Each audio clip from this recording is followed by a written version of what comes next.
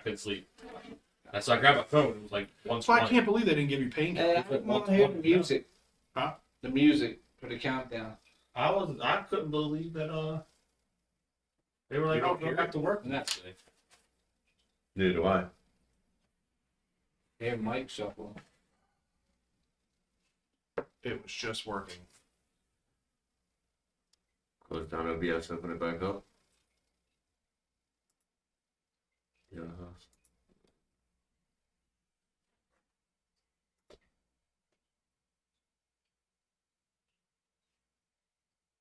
There we go.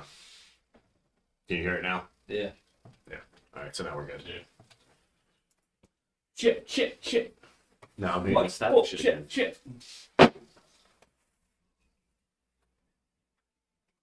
Might be because my phone was sitting here this time. It's good. All right.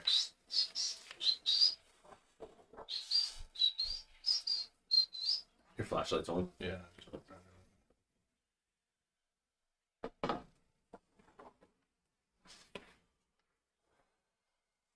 Paste.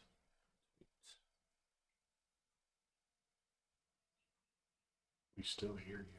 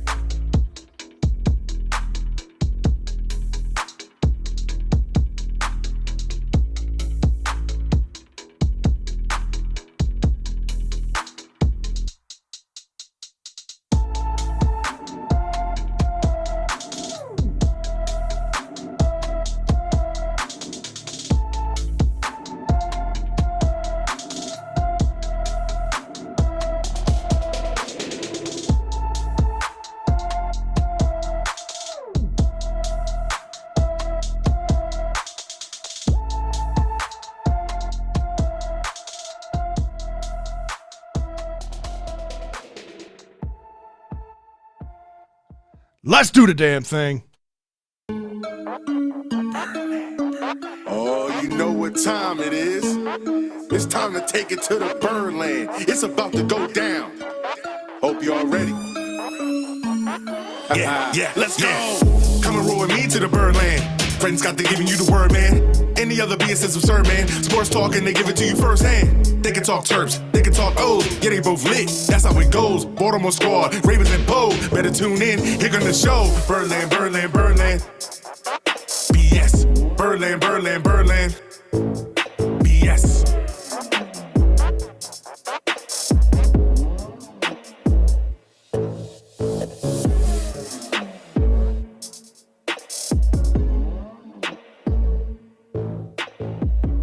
It's all about that BS, baby.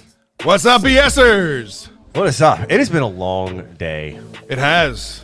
Long week, really. My anxiety's high. I got a headache. I know you got a migraine. This show's going to be fucking great. I had a migraine this morning. It's worn off. Drew's cutting fingers off. Yeah. This is going to be an awesome show. It'll be great. Yeah. What's up, everybody? Fred, Scott, James, Andrew in the studio tonight. No Ryan. Ryan has left the Backstreet Boys. He's gone on a solo endeavor as he's home, just finished up recording a solo episode called Ryan Rants of Shell and Tell. So if you're a Maryland Terps fan, we're not talking Shell and Tell tonight. We're not talking Terps tonight. Make sure you go to Shell and Tell's page. Check that out. Go to Apple, all your, podcast. Wherever the hell you listen, go listen. All That's your all it podcast is. apps. That's right. Shell and Tell. Look for Ryan's Rants. We got a lot to talk about on this week's show. The rumor mills and coaching carousels continue to turn around the castle for the Ravens, man. A lot of people coming and a lot of people going. Yeah, it's gonna be interesting to see where this goes long term. There's a lot of question marks, and we're gonna get into some of the question marks that we feel are most pivotal right now. Yep. But this is gonna be an interesting as hell off season. It is, for sure. Speaking of all season, the Orioles making moves, signing the king. The king is in Baltimore. About 10 years too late. Yeah, is it 2007, 2014? Yeah. I don't know. It would have been very helpful back then. Exactly. And then who are we picking for Super Bowl 55? I mean, it's the lesser of both evils, I guess, at this point. Like, still to this minute. We'll leave it at this. One of us still doesn't know. That would be this guy, me, right here. Still don't know. The three of you are going to have to sell me on who I should pick. So I will go last with my Super Bowl prediction, and whoever sells it best. James like wringing his hands over there. James He's is ready to excited go. for it. James is ready for it. I like it. But before we do too much, we do want to remind you, if you've ever been injured at work or in an auto accident and weren't sure who to call, 855-MD-CRASH. The Maryland Personal Injury Attorneys that'll have your back. If you find yourself in an unfortunate situation just like I have, give our team at MD Crash a call right away. We all know the cost of medical bills, lost wages, pain, suffering, all that stuff can add up and potentially put you in a bad financial place. Nobody wants that. So if you want a team that'll handle your case, big or small, and just give you some peace of mind, save this number now. 855-MD-CRASH. It's 855-632-7274. Be sure to follow them on Facebook, Twitter, all the social media pages because they're always doing gift cards to local restaurants, all kinds of fun giveaways. All right, Scott, so it's time for some flock talk. As we said, there's a lot of rumblings going on around the castle right now. Yeah. Some big pending free agent contracts that's kind of already putting Eric DeCosta and crew and the Ravens in position to make some really, really tough decisions soon. Yeah, I think one of the biggest ones right off the bat, right, for this coming year is going to be what are we going to do on the edge? Right. Right? Because we know we've got Yannick, who I know you and Ryan weren't sold on what we saw out of him this year. I think we had some high expectations, and I think he came in and did well as far as pressure. But again, everybody looks at how often did he get home, and he didn't. He didn't get home very often with us at all.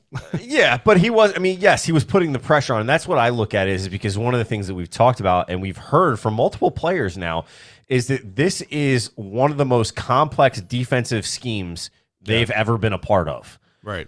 So I kind of give it a little bit of a pass.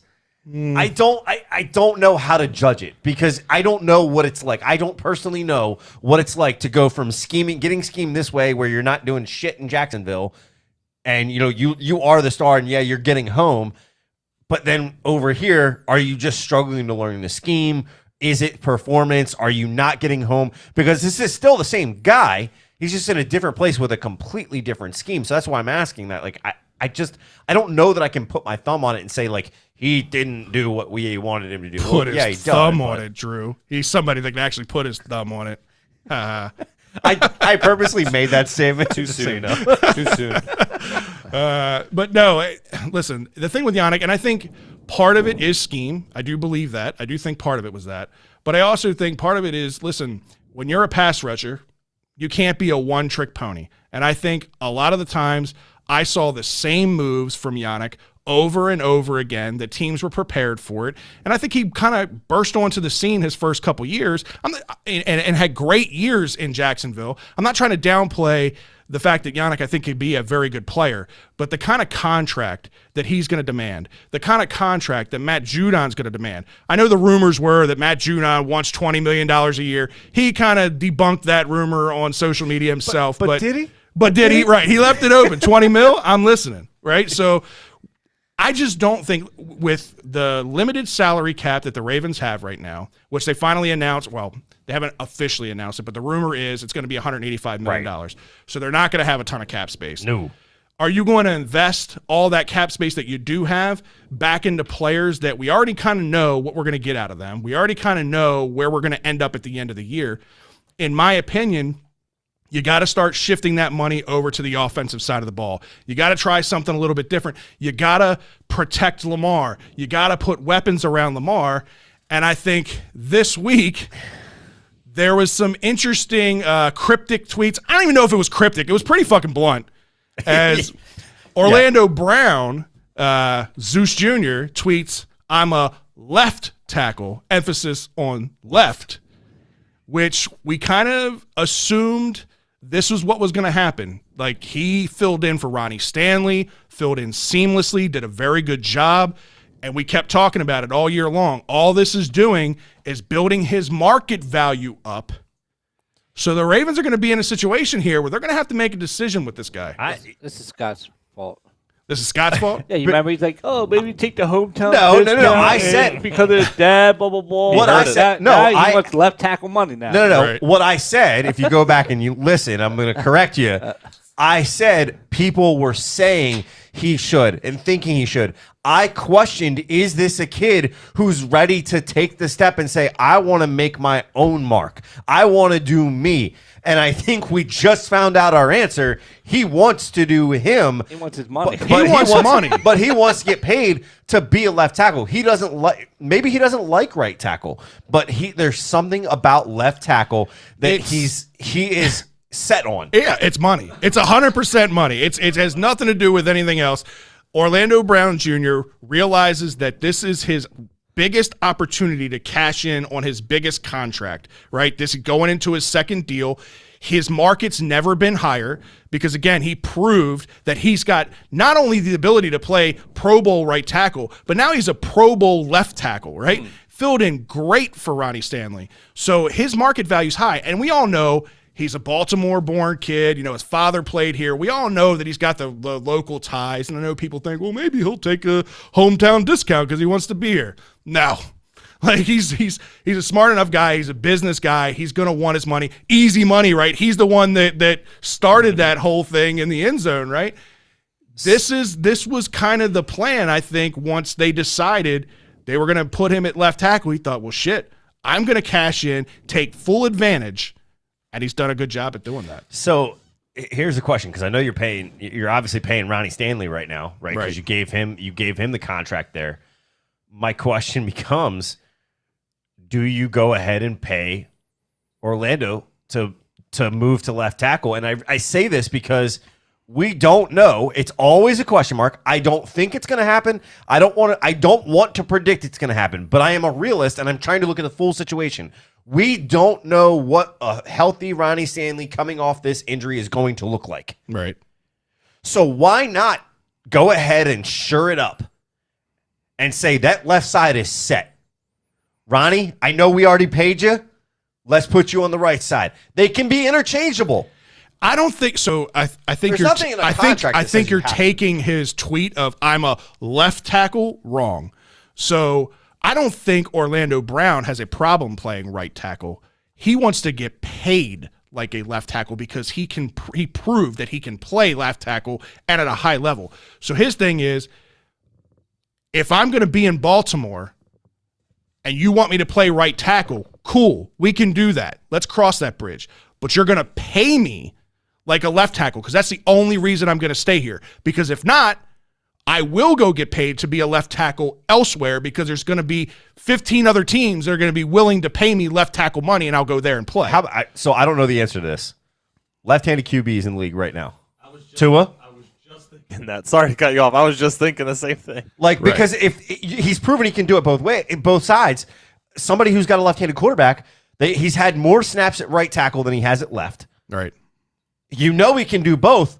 So if you've got a left tackle, you could be really getting a value here in Orlando Brown because he can go wherever you need him. If your left-handed quarterback isn't the guy of the future, you just need somebody to protect him for now, and then he can flip over to the left tackle and protect your future quarterback that's right-handed, then I think it makes sense, which then begs the question,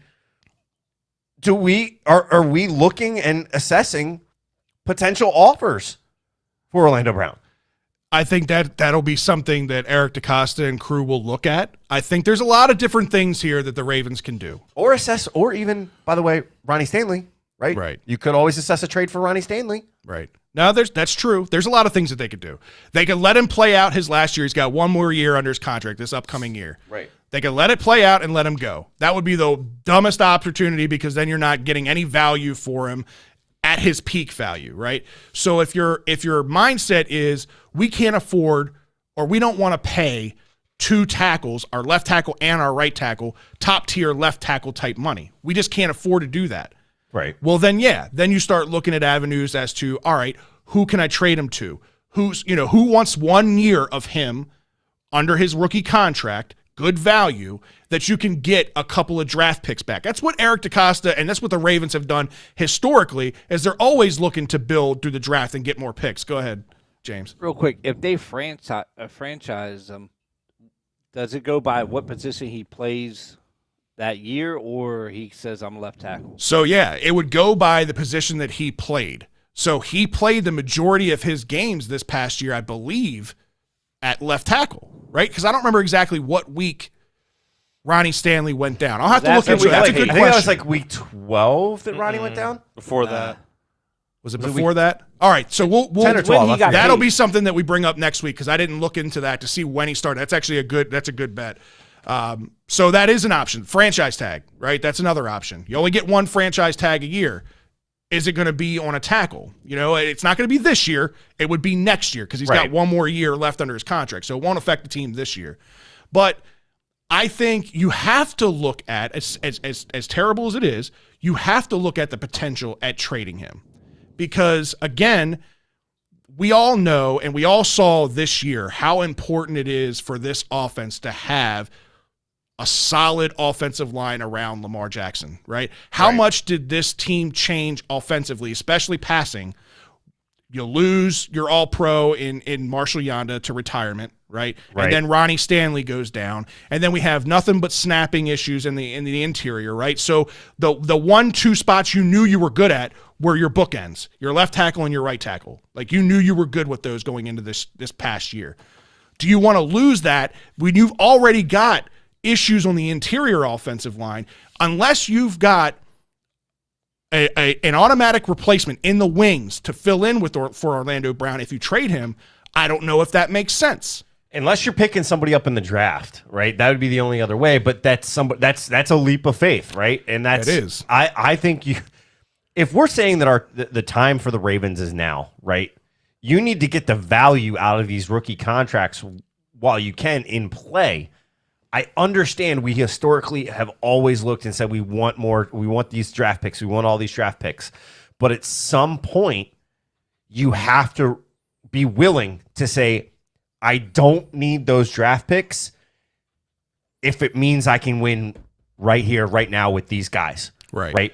There's a connection between Lamar and Orlando. right? We know there's connection between Lamar and Ronnie, but if you're putting bookend tackles there, I know you don't want to pay him in the future. I don't know that I'm trading him this year. Well, the thing is, he's a free agent after this year.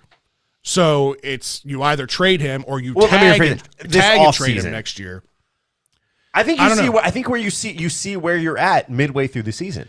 Like you said, the draft, especially with offensive linemen, with the draft in total is always a bit of a gamble, right? You never know exactly what you're going to get. Now, I will say, from everything that the experts are saying, this is a deep draft for tackles. Like, you can find good tackles even late in the first round, even if you didn't get a pick that's above the Ravens 27 overall right now. If you think you can, get maybe a couple of twos or a late first and a two for Ronnie Stanley, this might be the year to do that, because a lot of the experts are saying you can get good depth and get good potential starters at tackle in the second and even third round in this draft, because it's a very, very deep tackle class. Yeah. Again, there's no guarantees with it. But the last thing that you want to do is see this guy walk, sign with another team next year, and not get anything for him. That's not the Ravens. The Ravens have never been that kind of team. They're always looking to cash in, at least get some sort of value. Or they pay and keep their guys. And that's the other option is, all right, if Eric DeCosta thinks offensive line is priority number one, protecting Lamar, the only way you do that is by not paying those edge rushers that we talked about. Right. So the decision that you're making is, we're not paying Judon. We're not paying Yannick. We are going to pay You're robbing Peter to pay Paul. Yeah, we're going to pay Orlando Brown market value for what we feel he would get as a left tackle and keeping him as our right tackle. But that's it. That's your options. You don't let him walk. You trade him and get value, or you sign him. Those, in my opinion, are your only two options. Yeah, I mean, it makes sense. I think there's a lot of question marks that are coming out, and I know Steve even chimed in and was saying, Gus Edwards is another guy that's going to be due a contract. Exactly. Right? So you got to figure out what you're going to do with them. So all these offensive side of the ball contracts, Lamar with an extension next year, if you can get it done this year. Andrews, obviously, we're going to talk about it here in a minute, but they just did the piece with Boyle. So they're obviously wanting to invest on the offensive side of the ball, and I think that's what makes the most sense.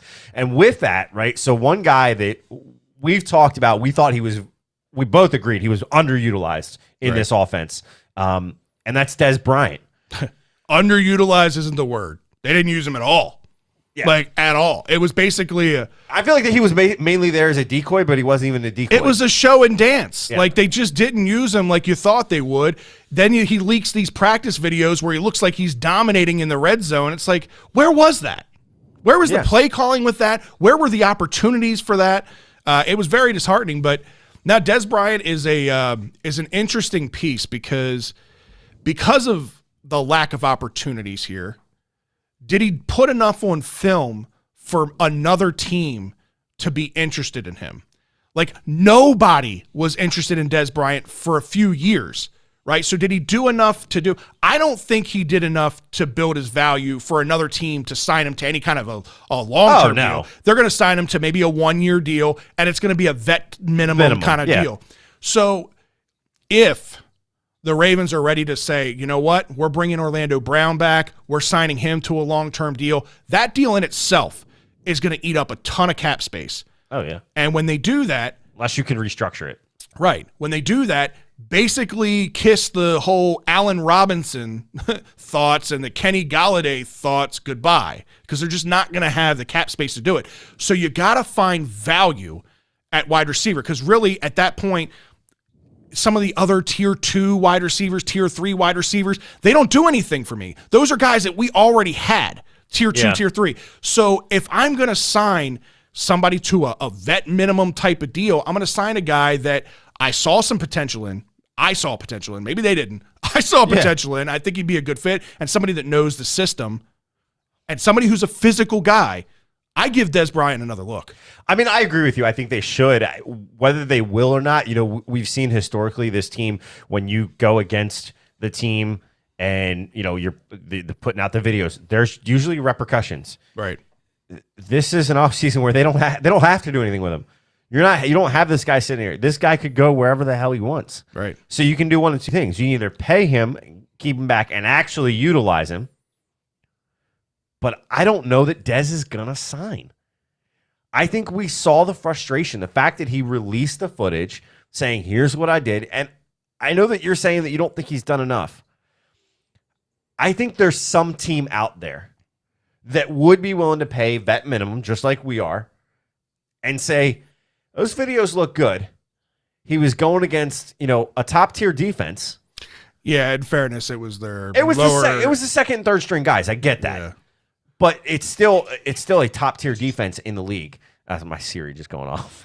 Wait, what is she talking about? That it's Siri bitch. It's a top tier defense in the league, and that's. There was an Android comment coming. Yeah, I know. I'm letting it go. How's your thumb? How's your thumb, Drew? Can you? I'm out. Hey, Drew, look for the little thing that goes on your mic because I can hear you breathing. The little cap on the end. Yeah, James got it. There you go. All right. So, but yeah, no, I think somebody will garner enough interest from seeing those videos, seeing him still be able to high point a ball, beat some guys. That's going to be somebody's going to like that value that they're seeing out of him and knowing he's going to be a locker room guy. He's changed. He clearly changed the emotion that we saw last year, or this past season when he gets that touchdown and goes up to Harbaugh, which is kind of why I'm surprised about the whole release thing and underutilization. But I think he recognizes it. He recognized, like, you guys were giving me a chance, and every time you gave me a chance, I delivered. Right. It's that hot hand situation that we keep asking, why are we not going with the hot hand at running back or the hot hand at wide receiver? We're just continuing not to do it, and it's a problem. Does he see that, and that's his way of voicing it? Maybe. Yeah. Well, one of the positions that I think we saw a step back from this past season was the tight end position. Yep. And I think we saw that as individuals and we saw that as a group. Obviously, we talked about it the offseason, the loss of Hayden Hurst. How was that going to affect, the 2 and 3 tight end situations? Right. It had a big impact. Mark Andrews didn't have the same impact this year that he had the year prior. And then Nick Boyle goes down with the injury, so they're stuck with one tight end and whoever the fuck they can find off the street to fill in, right? Right. Bunch of nobodies that they brought in. So the Ravens did shore up their tight end number 2 as they ended up signing Nick Boyle to a 2-year extension for $13 million. What was your reaction to that deal? Were you happy that they brought him back? Yes, happy that they brought him back. Again, I keep saying it when it comes down to injuries. I don't like when you're paying a guy and you haven't seen him coming back from recovering from an injury. Right. I don't like that. It's just me personally. I wouldn't pay for. I understand we're in a league where you pay for what you've seen. Yeah. Right. We're not in a league that we pay for what we want to get. Right. As weird as that sounds, but if we were in a league like that, Nick Boyle wouldn't have gotten paid. Right. Because I have no clue what a healthy Nick Boyle coming off this injury looks like. Just like I can use history and say, look, history has shown he's done well. But we don't have the history of him coming off an injury like this. No, you're right. And that's the risk you take in sports in general, right? But you also pay your medical professionals, your doctors to give you, the peace of mind, the clearance to know that this guy's knee is in a good spot and that he's going to come back at 100% or he's going to come back at 90%. Yeah. That's part of that evaluation process. So I thought this was important. I mean, Nick Boyle was paid because he was one of the best blocking tight ends in the league, if not the best blocking tight end in the league. Well, this year put him into a more of a pass-catching situation than he's been in the past, and he did pretty well in that situation, considering the tight end situation as a whole. So I think this was a good signing. $13 million comes out to $6.5 million a year. Doesn't really hit the cap that hard. I think he's a worker. You know what I mean? He is a guy that, he's not afraid to do the dirty work. He doesn't complain about anything. You got to have that kind of guy. I still think that the Ravens need to bring in another pass-catching threat at the tight end position so they can get back to those 2 and 3 tight end formations. whether that's through the draft, whether that's through free agency, somebody that they can find on a budget deal. They need another true pass catching tight end. Undrafted, we're the kings of undrafted guys, right? You know, Right. this could be another year that, you know, we saw, I forget who it was last season, undrafted. He was on the bubble, right, when the season hit. No, it wasn't Ben Breedson, because I know he's on the line, but it was something with a B. And I forget what it was. Kid out of Oregon. Yes. But yeah, so it's going to be interesting to see what they do. I think they tried. They recognized late in the season, right, that 3 tight end set was what helped them. Yeah. Because they go and they're getting the Luke Wilsons and the Tomlinsons, and it never panned out. Right. I think this is the year that we're either going to draft a tight end in the actual draft, or we're going to find one in the undrafted, free agency. That's where it's going to come from. That's where it's going to have to come from. There are some good pass-catching tight ends in this draft. I would not be surprised. I know the kid out of Florida, the Pitts kid, I think his last name is. Everybody wants this kid. He's going to go well before the Ravens get the pick at 27. He's not going to be an option. If he is, 100% I'm on board with the Ravens. Best man on the board. Yeah, take him, yeah, best player available. If he's there at 27, and he's a need. Pick and he's him. a need at that point. 100%. But staying with the tight ends and staying with the coaching carousel that we talked about last week, guys are just getting plucked left and right, and it sounds like the Ravens might lose another assistant tight end coach, Andy Bischoff, expected to join David Culley's team up in Houston, or down in Houston. So that'll be another loss yet again on this coaching staff. It's a big hit to this tight end room. This tight end room, we've heard, is these guys are tight knit, right? They care about each other. They talk with each other. They're open with each other.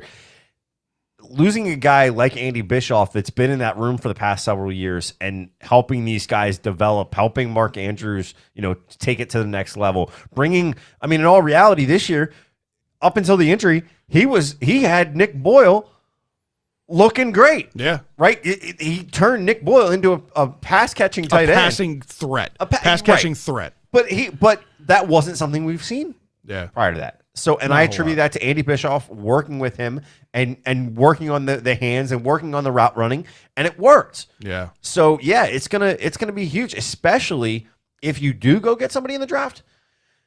Who's gonna replace him yet? Well, the Ravens have a lot of vacancies to fill, a lot of positions to fill. I have my vote. Who's that? Dennis Pitta.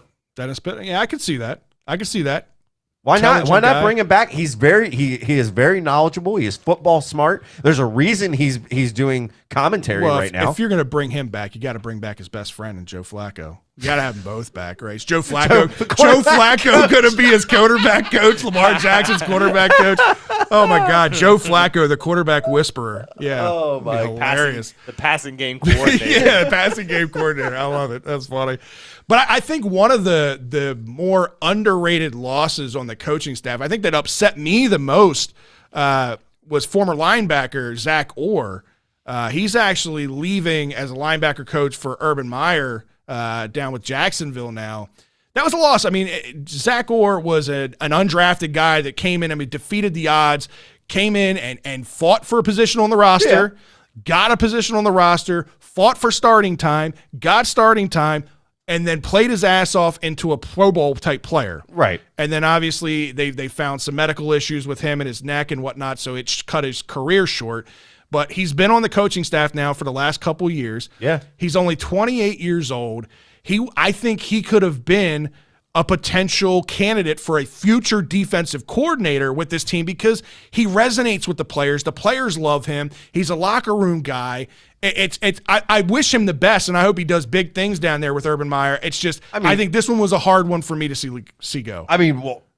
Urban Meyer wants him for a reason because he sees what this kid can do. Yeah. Former player, the level that he's at, and the impact that he has on the players, like you were talking about. It's somebody that they can relate to. This guy is around their age. Yeah. You don't see many coaches in that position, and the ones that are usually wind up being pretty damn good. Right. So that's one thing I think is going to be hurting on this linebacker core. This is a guy that also worked with Patrick Queen this past year on things. So and helping him develop and take that next level. So I don't know. We'll see what he does down in Jacksonville. Definitely wishing him the best of luck. Joe says, I hate Urban Meyer. And this is coming from an Ohio State fan. I hate Urban Meyer too. Was never a fan of his. Didn't like the fact that we picked him as a coach. Hated him his days down in Florida. Couldn't stand him. So I'm with you, Joe, on that one. Go ahead. One guy that's a coach that's young and can understand with the players is Byron Leftwich. Byron Leftwich. He could probably get a head coach job or something. I think he's a guy that should be out there considered for a head coaching job. He's done big things already. But we'll see. We'll see what happens. Listen, so I got to get your guys' opinion on a couple of rumors that have been going around the last couple of weeks, right? So the rumor number one was the guy in the opening image that we talked about. The Ravens bring in former Raven Anthony Weaver to coach their defensive line. Right? Yeah. So he came from Houston, came from the Texans, and a certain player that he coached gave Weaver a nice little shout out on Twitter. Now, he didn't say he was a good coach. He said he's a great guy. He got a couple snaps in him. He said all these good things. And that's J.J. Watt. Well, of course, Twitter takes that and runs with it. And, oh, well, there's connections with Anthony Weaver. J.J. Watt in Baltimore just makes sense. Well, yeah, I mean, it'd be a great fit. Does it work in the cap? Probably not, especially with all these decisions that we've already talked about the Ravens are going to have to make and they're going to make. But would you like to see J.J. Watt in Baltimore?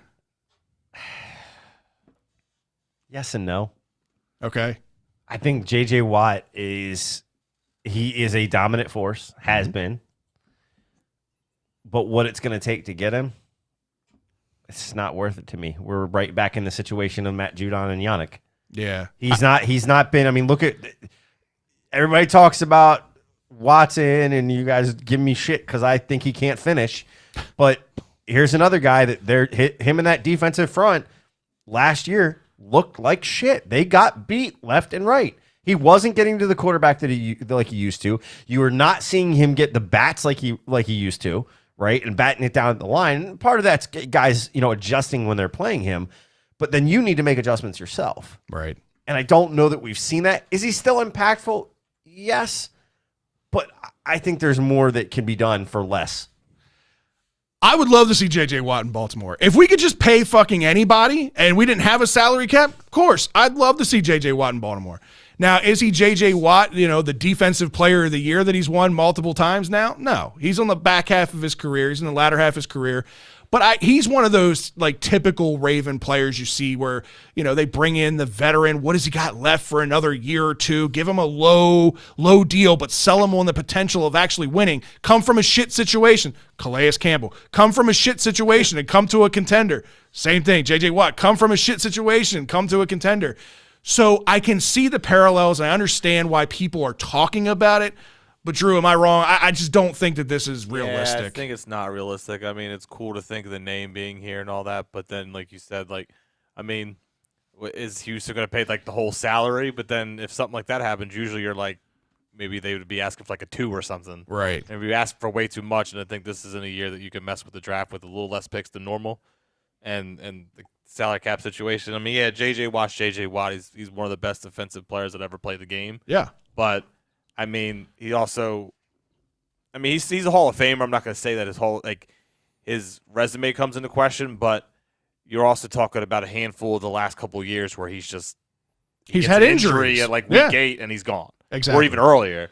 So yeah, I think the name value is great and it's a good sign. But like you're saying, what you're paying him to bring him in, I mean, at that point, then you just might as well give the money to the younger guys like Judon that you already have in-house. Right. Now, if we could steal TJ from the Steelers somehow, that'd be take perfect. one away from our division rival and bring him in a younger J.J. Watt, yeah, I'm good with that. That'll never happen. It'll never happen. I'm good with it. But so, yeah, there was that rumor.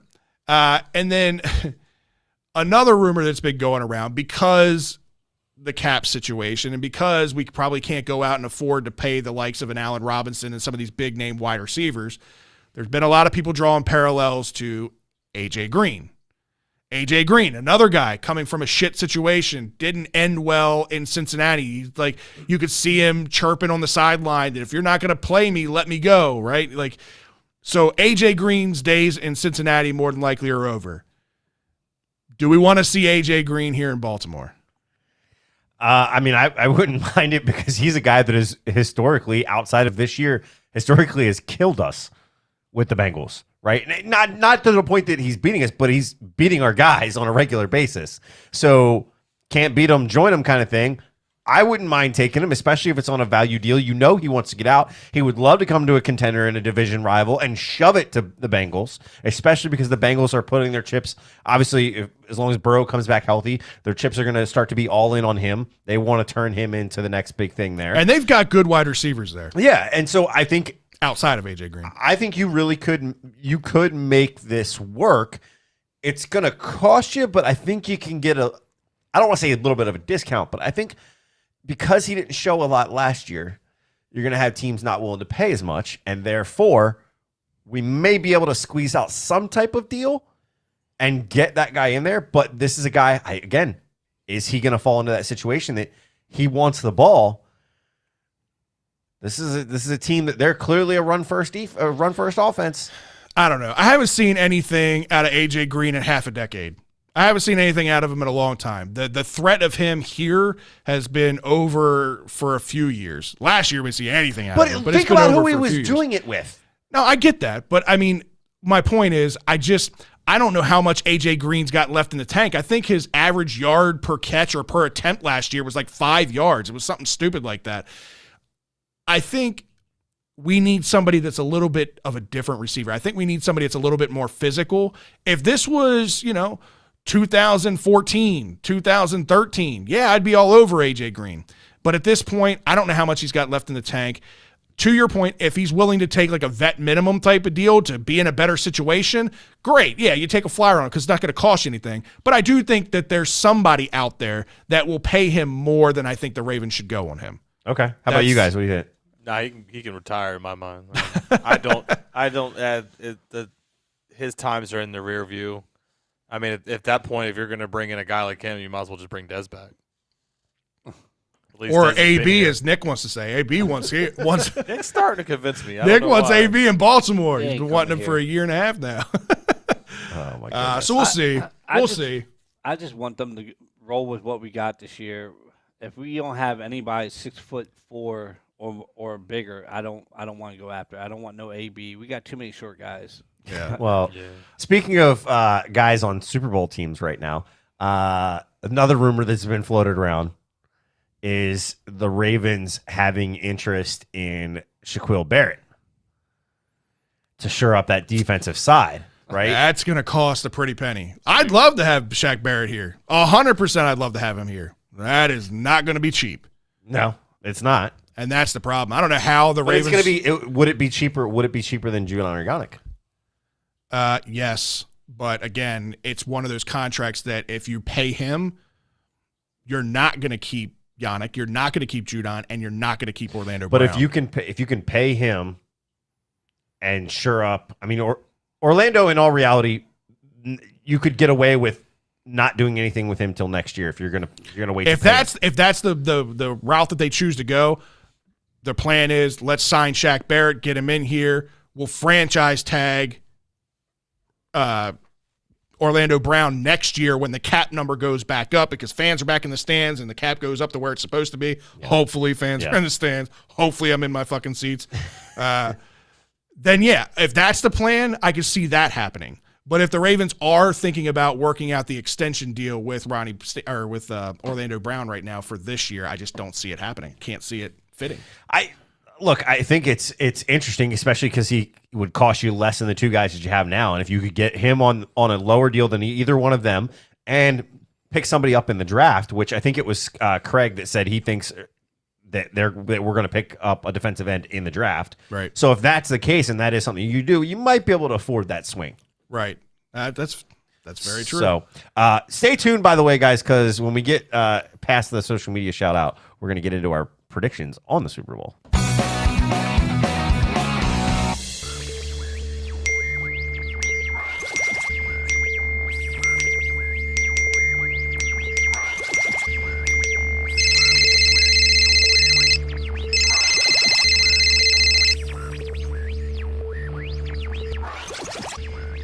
All right, James, it's time for a social media shout out. Who's been out there in the chat room? Who's chatting it up and saying what? our good crews of Joe, Nick, Chuck, Dominic, Jamal, Alex, Joe, Sean, Sherry, Jesse, Ryan, Jonathan, Travis, and Craig Zero. So the good old staff is back in. Good. I love it. So speaking of Craig Zero sent us a question on Twitter, which if you guys want us to answer some of your questions on the show, make sure you send them to our social media. Tag us on Facebook. Send it to our social media, all of our Twitter accounts, the Birdland BS page, wherever, and we'll bring it up on the show. So Craig Zero asks, from the 2020 season, Ravens season, other than the Cleveland game, which to me was the last Cleveland game, Right. was a top 5 regular season game of all time for the Ravens. No doubt. It was an absolute epic game. Other than the Cleveland game, which regular season game was your favorite to watch this season? So I think there might be one or two. Give me one, because don't steal my other one. I'm not. Jesus Christ, Scott. One. There might be one or two. But I think for me, it comes down to the first Browns versus Ravens game. So the opening game. The opening game. Because there was so much hype around the Browns, and they did turn it around, which sets up that second game of why it was so epic. Right. But we just shit all over them. It was 38-6. Yeah. Like, it was nice. Everybody was like, the Browns are going to give the Ravens a run on things this year, and then it opens it up. And they wind up doing that, but it opens it up, and we kind of go, yeah, you can take it and shove it. We're still the best offense. Okay. In this division, right? That's the way that I look at it, but I have to say that one would be my pick. What would be yours? I guess for me, it's actually going to be a loss. And it was the second Steelers game of the year. And the reason I say that is because that game, we had COVID ran rampant. We had our backup quarterback in there. There was no reason for us to be in that game. So there's multiple reasons that I like that game is because we were in that game and we should have won that game when it all comes down to it. We should have won that game with all of our backups essentially. And then what that did, to Chase Young's point, was basically give the league the blueprint on what to do with the Steelers. Yeah. And the Steelers season absolutely fell apart, went to shit after that game. Everybody was beating on the Steelers. So for me, I think that was probably my favorite game, even though it was a loss. I think it was my favorite game. It's a turning point. We went on a run after that. We ran the last 5 off the table after that. It looks like the chat room is going off with that same game. Ryan, Travis, and Joe all chiming in saying that Steelers game is there. I know James. That was his pick too. So yeah, Drew, are you in that game too, or where are you thinking?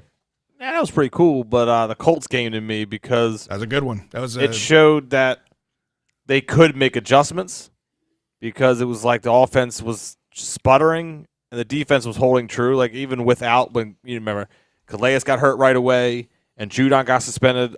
Thrown out of the game pretty quick. Yeah. And then but the defense in that second half didn't allow a point. Nope. And then they ran the ball down our throat like you expect the Ravens to do. They played Raven football. And that, granted, then they had that little low dip after losing to the Titans and then the game you guys loved. But yeah, that to me was probably the best game outside of the Monday night. Do you see this crap from Joe Carlozo? If we played McSorley sooner, we would have won. You know what? I'm not going to discredit that or blow it off as him just being a Penn State fan.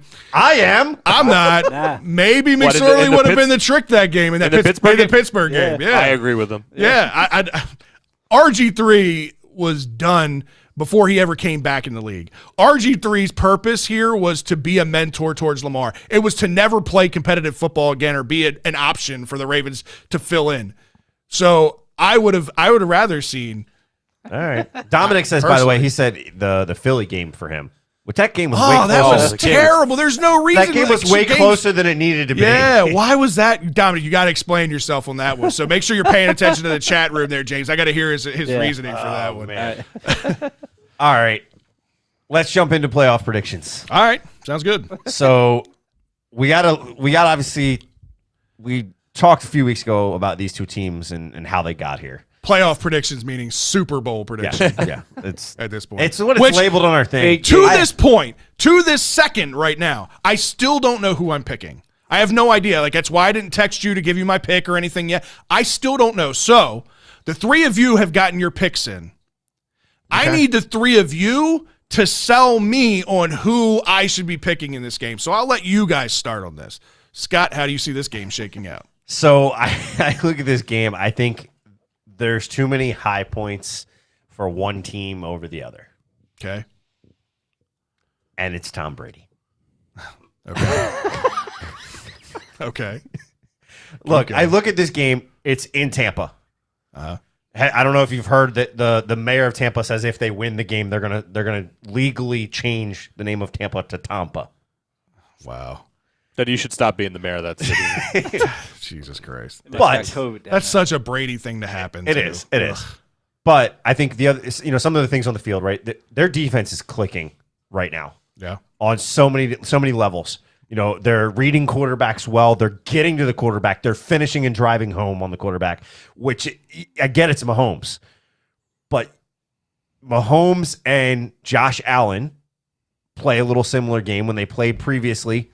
When they've played previously. Didn't they play earlier Did you this just year? compare Josh Allen to Patrick Mahomes? They have a similar style. Back up. What? Yeah, Deshaun Watson's a backup quarterback. I'm fucking with you. I don't like the comparison one bit, but I'm fucking with you. All right, keep going. Keep going. You're not doing a great job of selling me, but keep going. No, I'm gonna expand on that for a second because you guys all seem to think I'm crazy. I do. It's okay. Is Patrick Mahomes still the same quarterback without Tyreek Hill? Yes. Really? Without the fastest man in the league, Yeah. he's still the same quarterback. Patrick Mahomes, I think. So what you're saying is Patrick Mahomes could have won in Buffalo with what was there. Yep. Cole Hardman. 100%. Prior to Stephon Diggs? With Stephon Diggs and with Gabriel. No. Josh Allen didn't win without Stephon Diggs. Josh Allen got farther than anybody even fucking thought the Bills would get this year. Josh Allen didn't complete 60% of his passes without Stephon Diggs. Again, he has that similar. My whole point is their style is similar. They have Am I crazy? weapons around him. Apparently, I'm the one that's crazy. Whatever.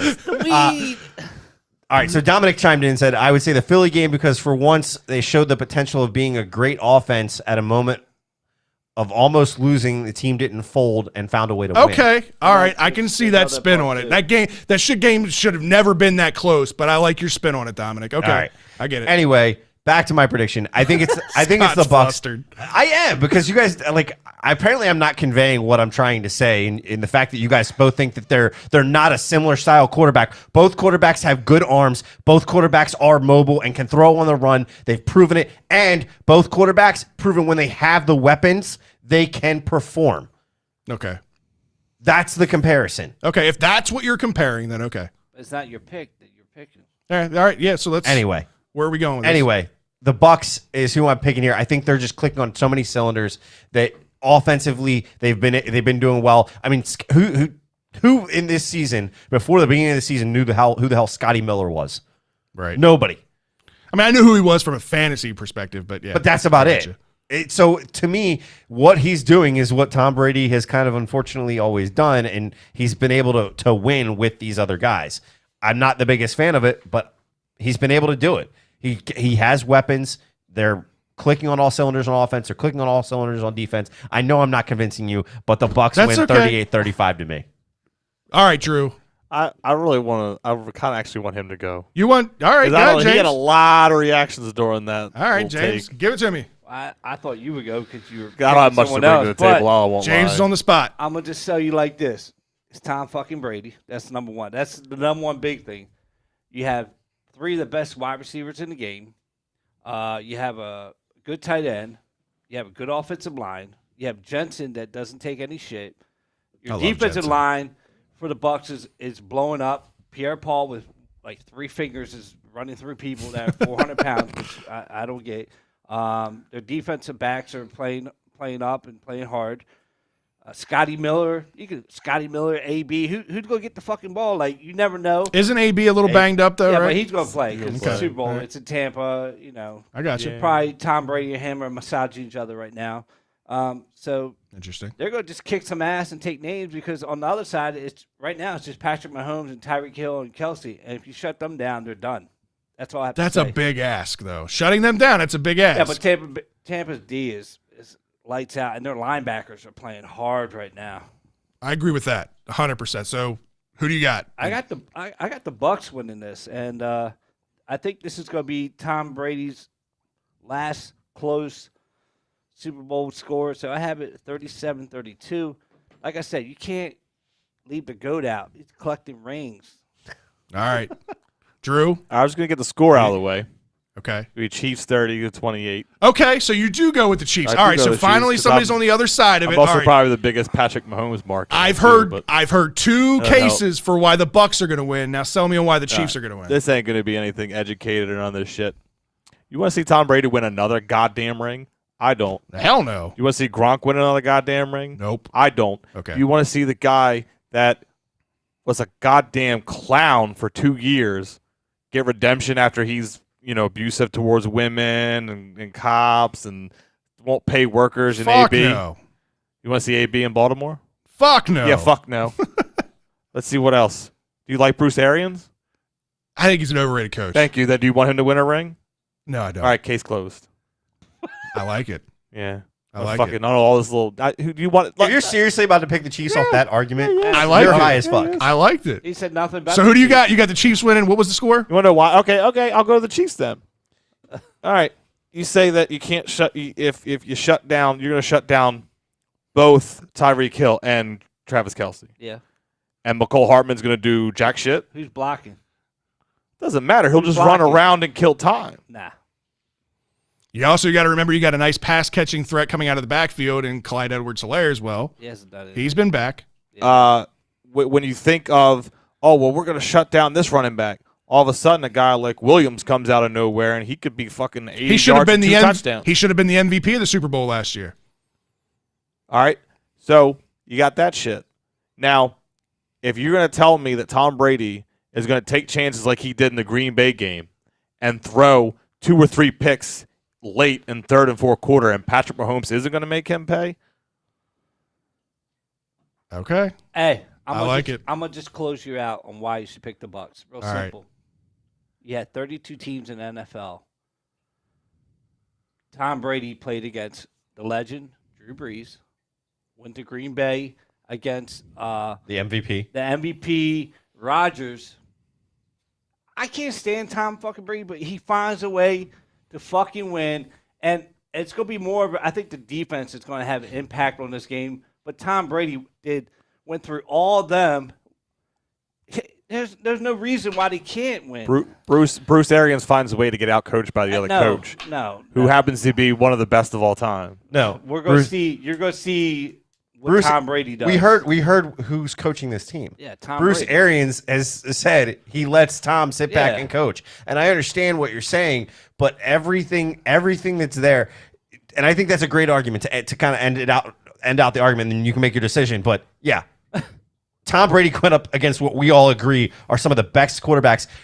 Are the undeniable best quarterback in the league this past year was Aaron Rodgers in the regular season and for the most of the postseason. The guy that beat him, you don't think can beat Patrick Mahomes? I get he's the defending. I get it's a storyline. I can't stand Tom Brady, but All right. Who's So the most complete team? man, I'm going to give you 2 predictions. You asked for God. one. I'm going to give you 2 predictions. All right. So If the Bucks win this, if the Chiefs win this, no. if I eat my pizza tomorrow and I don't get sick, So here's my prediction. I think Tom Brady and the Bucks are absolutely stacked. I think they're hitting their stride. I know we talked about it in the preseason, like when Tom Brady ultimately signed with the Bucks, we were like, oh my God, this makes the Bucks potentially Super Bowl contenders. And I was kind of timid on that. I was like, that doesn't necessarily mean that that's going to happen. Like he's got a lot of learning to do down there. They got a lot of learning around him. Like it's a new coaching staff. Like there's a lot of personalities involved. I just don't know how it's going to work. And the first 8 weeks of the season, it kind of played true to that. He didn't look great. They didn't look great. They won some games. They just didn't look great. But this last half of the year, they really, really started to hit their stride and really started playing well. And you started to see Mike Evans come out of his shell a little bit and playing really, really good. Tom Brady just doesn't – like if Chris Godwin, he's got drop issues at times. he doesn't let that discourage him. He still goes to Chris Godwin right after a drop, and that's what a leader does, right? So there's a lot of reasons to like Tom Brady and the way that this offense is clicking. And to your point, I think their defense is playing lights out football, and they're good at all three levels. I think they're good on the defensive line, linebackers, and the secondary. They've got, in my opinion, one of the best young safeties in the game, a rookie, kid out of Minnesota, Winfield. I think he's one of the young upcoming safeties. They're a good team. To your point, a very complete team. There's my case with the Bucs. The Chiefs have the best player in football, Patrick Mahomes. Patrick Mahomes right now is the best player in football. Did Aaron Rodgers statistically have a better year? Yes. Did he play like it this year? Patrick Mahomes is the best player in football. I don't think he played better. And I think with the weapons that he has around him, to Drew's point, you can try to stop Tyreek Hill. You can try to stop Travis Kelce. This team is built around speed. They've got speed everywhere. And as good as this secondary is, I just don't think that their defense will do enough to be able to contain them. This is going to come down to a very, very tight game in the fourth quarter. And I think this is going to be a 32-30 kind of game. Okay. But I think Patrick Mahomes does enough to win his second consecutive Super Bowl. Chiefs win Super Bowl 55. Prediction 1. Prediction 2. Simple. Tom Brady and the Bucs come back and win Super Bowl 56 next year because they're playing at a whole nother level. They get a whole offseason to plan in this new system. They're used to each other. I think they'll add a couple of pieces to be even that much better next year. I think the Bucs win Super Bowl 56. But this coming weekend, it'll be the Chiefs, 32-30. I forgot to tell you, Leonard Fournette's looking like a fucking monster right now. Yeah, he is. Like, I thought at the beginning of the year when he got traded, I'm like, oh, he's going to take over the carries. But then Donald Jones, outworked him. But then lately, starting against Washington, he was running motherfuckers over, and he wants that ring too. And they're just getting better each week. Like, the NFL had enough time to put Tom Brady out in the beginning of the year to not even be in the playoff prediction, and they're just riding on the horses.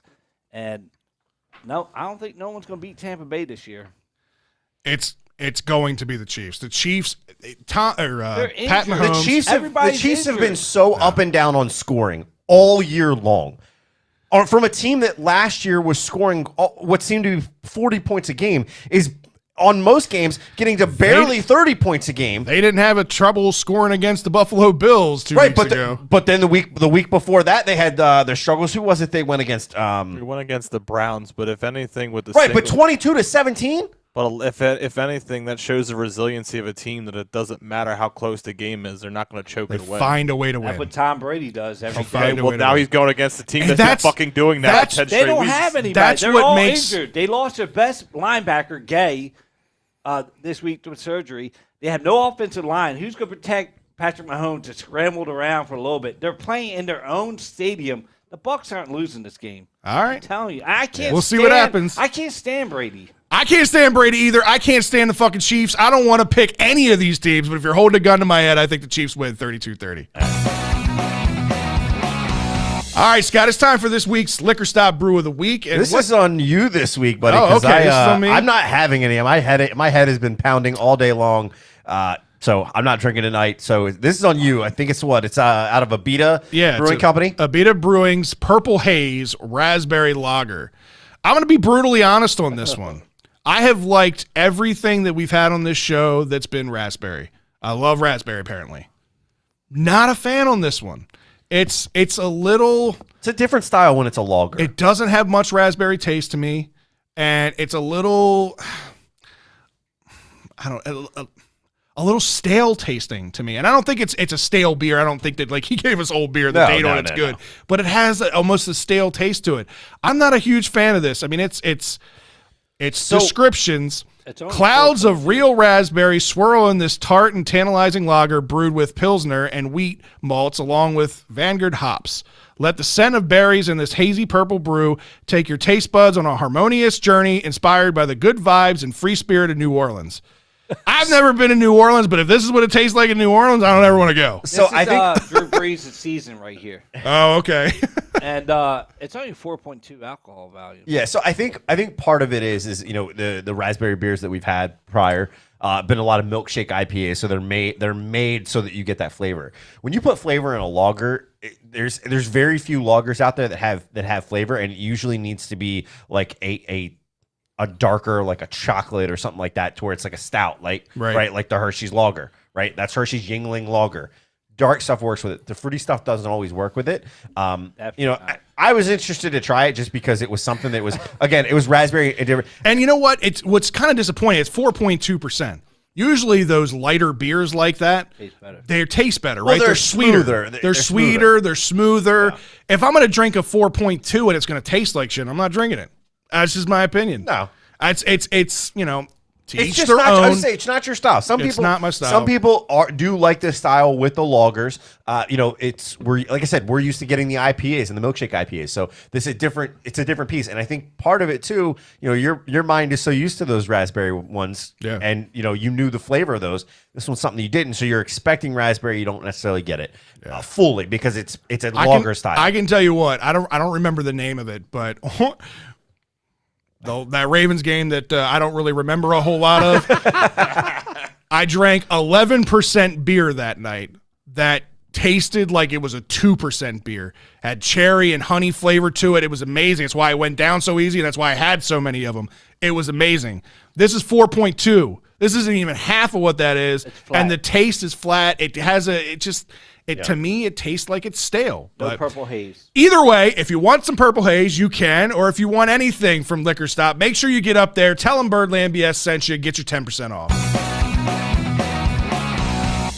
All right, Scott, Drew, James, you even got your Oriole hat on, man. Got the jacket. I brought it all. I'm ready, dude. I think this is why Ryan decided to sit out this week, right? Because we had a lot of Oriole stuff to talk about, and Lord knows he can't stand baseball. But anyway, it's time for some bros, bows, and O's. Before we get into too much with the Orioles, there was some sad news this week. Yeah, so I figured we had to bring it up. He doesn't really cover the Orioles a whole lot. He's more on the national side for Masson. But Mel Antonin, you guys have probably seen him on what was the one show with Tom. Used to have Tom Davis, Dave Johnson on it. It's just the Masson pregame shows. Yeah, well, the pregame shows, but there's also the it's like Around the Horn or I know what you're talking about. It's like it's there. And I can't get it out. I can't remember what it was, but they haven't done it in a while. But he was on that show a lot. He was actually fighting lymphoma and a rare acute autoimmune disease.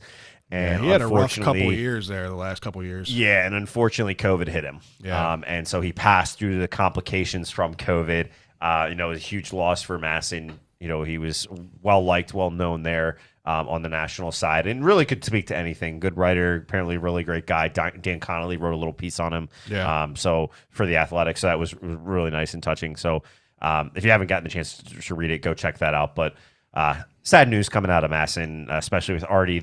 We joked around. We were upset about the losses of some of the faces and names that we've heard, and now here's one that's actually a legitimate loss of life versus not just this guy's never going to be on the air again, unfortunately. So yeah, thoughts thoughts are and with the prayers Antonin with family. your family and friends, man. It's it was tough. Mid Atlantic Sports Report. Yeah. Yeah, there we go. That's So what it was. one of the things I wanted to get into and get your guys' opinion on this was Alex Cobb. Yep. He gone. About time.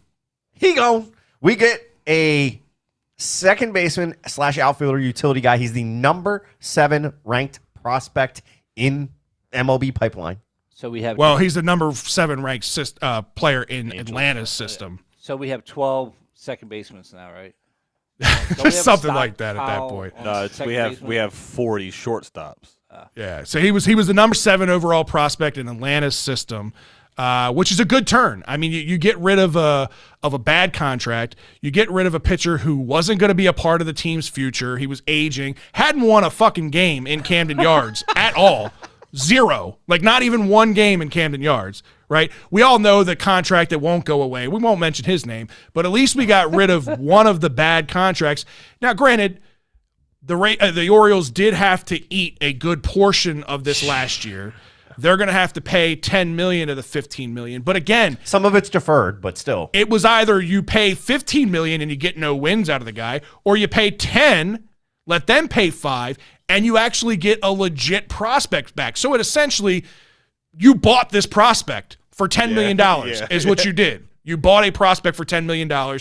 He's a player that they say is quote unquote major league ready right now. I don't know. I mean, he struggled at the AA level. He was the Braves single A player of the year, or no, minor league player of the year in 2017, but he was in single A at the time. Right. Then he gets promoted to AA and had some struggles there. He did reach the major leagues last September, went 3 for 7, had an RBI and 2 Ks, so he has had a little bit of a taste of major league level. But he was a second-round pick in 2015 out of high school, so he's drafted at 17 years old from Georgia. He was an outfielder in high school. They converted him to a second baseman just because of the arm strength thing. Right. Played a lot of center field. He actually split time in the minor leagues between the outfield, almost dead down the middle, between the outfield and second base. So you do have a little bit of more options other than just second base out of him. So I'm happy with this. I think this was a smart move for the Orioles. Get rid of a player that wasn't adding any value to you, that wasn't part of the future, and you just so happened to get a pretty good prospect in it. I'm good with it. I'm torn. Oh, no. And hear me out on this, right? Okay. All right. For a team that's having struggles with money, you're now paying for a guy that we don't even know if he's going to be in the major leagues next year. Right, because we're paying that $10 million to the Angels so they can cover his salary, but then we don't. The guy that we're getting back, maybe they have this idea that he is and he's going to be there next year. I don't know that as a fan yet. This is a guy that still has had struggles, still is there. Could he have future? Yes, but it's a high cost for a guy that hasn't had a lot of major league experience yet. But my question to you is, what were you getting out of Alex Cobb? Alex Cobb hadn't won a single game in Camden Yards. He was sorely inconsistent, didn't look anything like he did his successful days in Tampa Bay. So you're going to pay $15 million. I'm not. So here's my thing. I don't like situations where I'm paying a guy to play against me. I think it is one of the dumbest things that's out there in baseball. I'm literally paying a guy. If you're trading him off to the National League, but you don't look at it that way. I think you're looking at it wrong. If you're just paying him to take him and you're not getting anything out of it, I would look at it like that. But it's $10 million this year that you're paying him to not be on your team. I don't like situations like that. This is just me personally. I get everything. But you'd rather pay 15 for somebody who was doing nothing good. I think it was a bad negotiation, if I'm being honest. I think with what Alex Cobb put out, you don't think something like we would have had to have covered either that, or I think being able to argue and say, okay, we'll cover half. But to cover 2/3 of the contract for this year, and we have to cover the deferred payments. I think the Angels would have let us pay half, but they wouldn't have gave us shit in the turn. We wouldn't have gotten a prospect. Drew, go ahead. Yeah, you could have gave it to him and got a player to be named later that you never see touch the club. Right, that's been their MO recently. Yeah, but you're getting a very good prospect, better than a player. I get your point. I'm along the lines of, like you say, you're paying a lot of money when you're saying you don't have money here, and here, where you're going to pay him to go away. I kind of get that. But then why aren't we paying Chris Davis to go away? But you're all that's a whole nother level. But you're all for that anyway. And this is 1 year. No, for Chris. When it comes to Chris Davis, and we can get it. That's going down a rabbit hole. But when it comes to Chris Davis, there's a completely different scenario than it is with Cobb. But you're fine with paying that kind of contract just for him to walk I away. think. Listen, if I'm paying his ass to sit on the bench, it's different than paying his ass to play against me. Hear me out for a second. Not gonna do anything for you. Hear me out for a second. Right? We've seen everything that's happened with the Orioles this offseason. We've seen them cut fat from fucking Masson, right? Some big name personalities that we've had around here for years. They're doing everything that they can to save money, right? So they looked at this, and this is just, I have no idea. This is just my opinion. They looked at this as, well, a big chunk of our salary outside of Chris Davis, our next biggest contract this year is Alex Cobb. That's $15 million. If I can get a team to take anything for him to save us a couple $1,000,000 and I get a prospect out of it that could potentially help us on this rebuild, that's a win-win because they're looking at it as we need to be as budget-friendly as we can. $15 million, a whole lot of fucking money.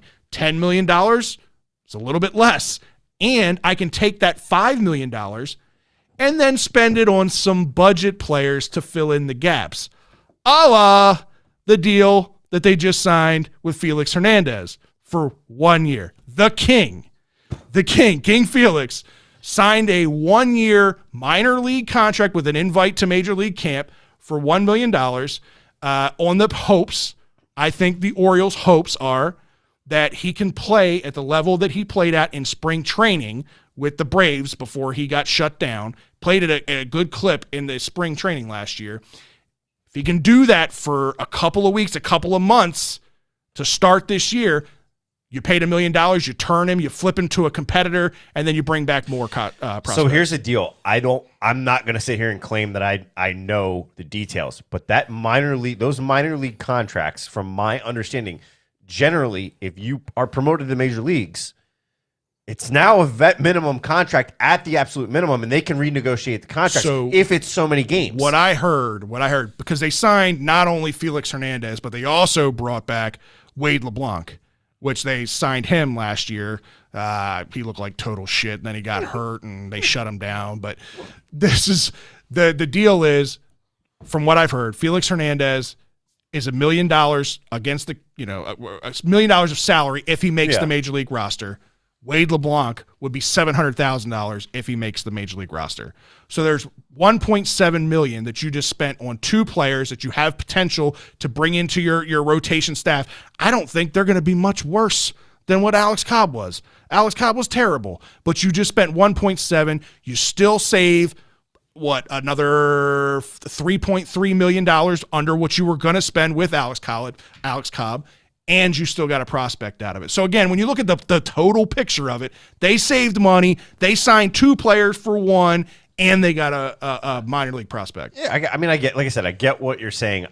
There's something, this is more of a personal thing for me of just, I hate that is allowed to go on in baseball because I think it's absolutely asinine and ridiculous. You either pay the guy or you don't. If you want him, you take him and you give up nothing, or you give up some. If you want to, I almost would have much rather them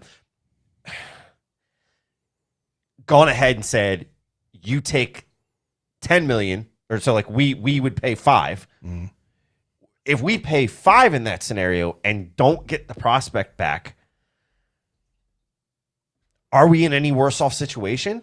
That helps us financially, but it doesn't help us with the rebuild. The piece that we get helps us with the rebuild because that's what we're going through right now, right? If it was 100% a salary dump, I agree with you. They would do that. What about the international market that we're wanting to sign all these guys out of the international? There's still a bunch of guys that they want to sign. Right. This would give you money to do that. So now instead of getting one prospect, now I can get a bunch of international guys potentially with that $10 million that I'm saving. So I guess that's my argument is I don't like doing it, and I just think I don't like doing it, period. But I think the way that this deal was structured, I'm just personally not a fan of. It's just me. Go ahead, I understand what you're saying, though. I just want to know who Felix's agent is, because like why? You were just with the Atlanta Braves. You opted out because of COVID, and you end up with a minor league deal with the Orioles. I think you could have got a minor league deal with like Boston. Or like I think he was on the downfall before that. I know that. It's purely opportunity. He knows that if he can come in and pitch well, if he comes in and pitches well, he's got a better shot at making our roster than he has making any competitor's roster out there. And then if he pitches well, he knows that he's going to be traded to a contender, right? So his opportunity to actually make a roster is much easier here. Because when you look at the Orioles starting rotation going into this year, who the hell is even going to be on this starting rotation? You got John Means. He's the one guy that you know is going to be out there. Kramer and Keegan Aiken and maybe Jorge Lopez. Like, those are four guys that you have that are maybes. One is guaranteed. He could definitely make the Royals. He could definitely make the Rangers. Maybe. I'm just saying, who said that they were ready to kick the tires on him? I'm just saying, like, because they just spend ridiculous money. But second off, this year, if Chris Davis is coming in, I wouldn't mind saying, hey, Chris, put the bat down. You're going to the bullpen and working on some pitching this year. And get some money out of him. Maybe he can strike some people out. Well, let's look at this Felix Hernandez thing a little bit more, right? I Chuck wonder. says, can we sign Bartolo Colon?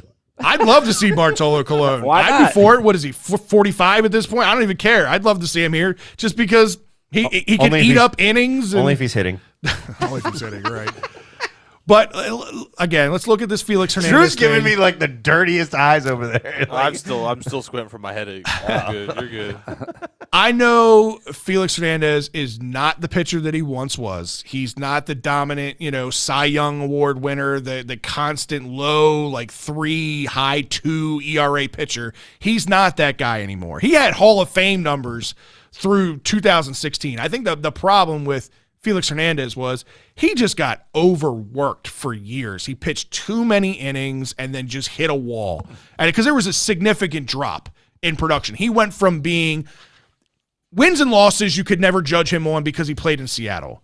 But if you just looked at his strikeouts, you looked at his ERA, you looked at his whip, all that stuff was great for a long time. And then all of a sudden, pew, fell off a fucking cliff. Yep. Usually you see that after some sort of major injury or something like that. Sometimes it's just tired arm. No, And I think that's the case with him. I think it's a tired arm. I think it's overuse. do you But have Tommy John? I don't think so. I don't think he had Tommy John. I don't think so. did I'll have to have look Tommy. that up. Somebody I don't somebody think he look that did. up. I don't think he did. But He didn't. here's the thing. He did look good, again, in Atlanta's spring training camp last year. He had a 1.98 ERA in 4 starts covering 13.2 innings. I know it's a very, very small sample size. I get that. Chris Davis looked good in spring training last year. He did. I get that. But I think this is just, again, it's one of those really, really low risk, high reward type things. Because, again, if he can come in here, figure out a way to put it together, keep somewhere around like a 4-run ERA in a bandbox stadium like Camden Yards, I think there might be a competitive team out there that says, hey, we're making a playoff run. We need our 4th or 5th starter. He's looked good in Baltimore. We'll give up some of our lower tier prospects. And I think that's best case scenario out of this whole thing.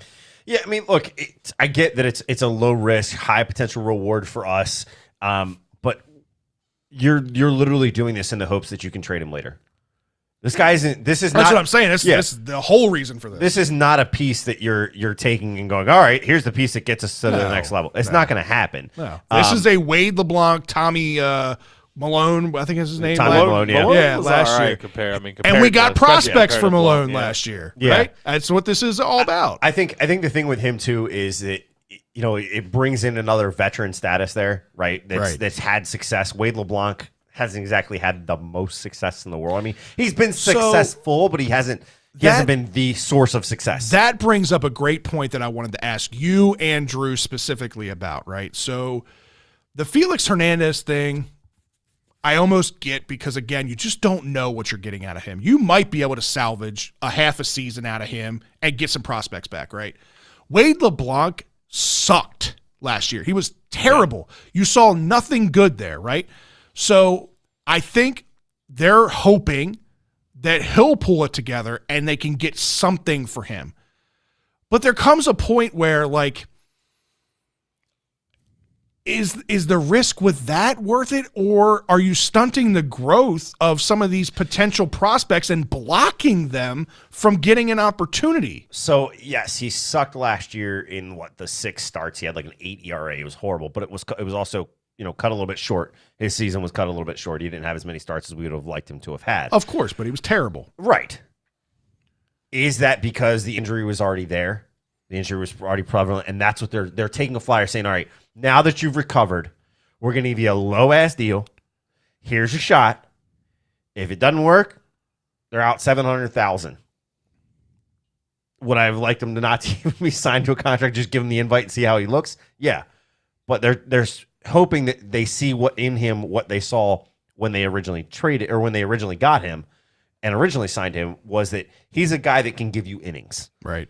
If he can come back and show you that he's recovered from the injury last year and that he's he can get the ball over the damn strike zone on a regular basis and eat up some innings for you. He's not going to win a ton of games, but he could be, who knows, maybe they turn him into a long middleman. But my question is, right, like last year, if he doesn't get hurt, do we see Dean Kramer, right? Do we see Dean Kramer as early as we did? And he worked out great. Like, he pitched very, very well. Yeah. If Tommy Malone doesn't pitch well and get traded, do we see Keegan Aiken or Jorge Lopez? Both those guys came in and pitched well. Do you right? see any of those guys as early as we did if COVID doesn't happen last year? Yeah, COVID's another factor. I know, get but that, I'm saying that plays a role into what's happening. my point is, though, you've got another guy in the wings. You've got a bunch of young pitchers. Now, some of the top pitchers, the Grayson Rodriguez, the DL Halls, I still think they're a year away, or maybe they're late this year before you see them. But a guy that, like, we haven't seen anything yet. I want to say he's like 27 or 28 years old at this point. Michael Ballman has pitched great at the minor league level, hasn't gotten an opportunity here. Why are we not leaving a roster spot open for somebody like him to come up and get a chance in the rotation? You need to start evaluating these guys at the major league level to know that if your draft plan and your development plan is working. So he's been working out of what, Double-A, right? So I think he saw Triple-A last year. Well, actually, no. I'm sorry, because of the camp, right? He was at the. So AA camp, I think that's right. I think this is the year, right? They did like what they were seeing out of him at their little camp sessions that they were doing. Mm-hmm. So I think this is the year that maybe he does get a spring training invite. Maybe it's, let's see what you can do against some little bit more solid bats. He'll be a late inning guy going against guys that are fighting for a spot on other teams, right? So you see this kid's drive. What does he do at that level? And go from there. I don't know, with him doing well, right? We talk about not wanting to rush guys. He's doing well, but if he's never truly been able to see that AAA, or as we call it 4A for us, is what it sometimes feels like, is it's the 4A bus going back and forth. If he gets to that level and starts to struggle, we could have had rushed him too early if you're bringing him up now.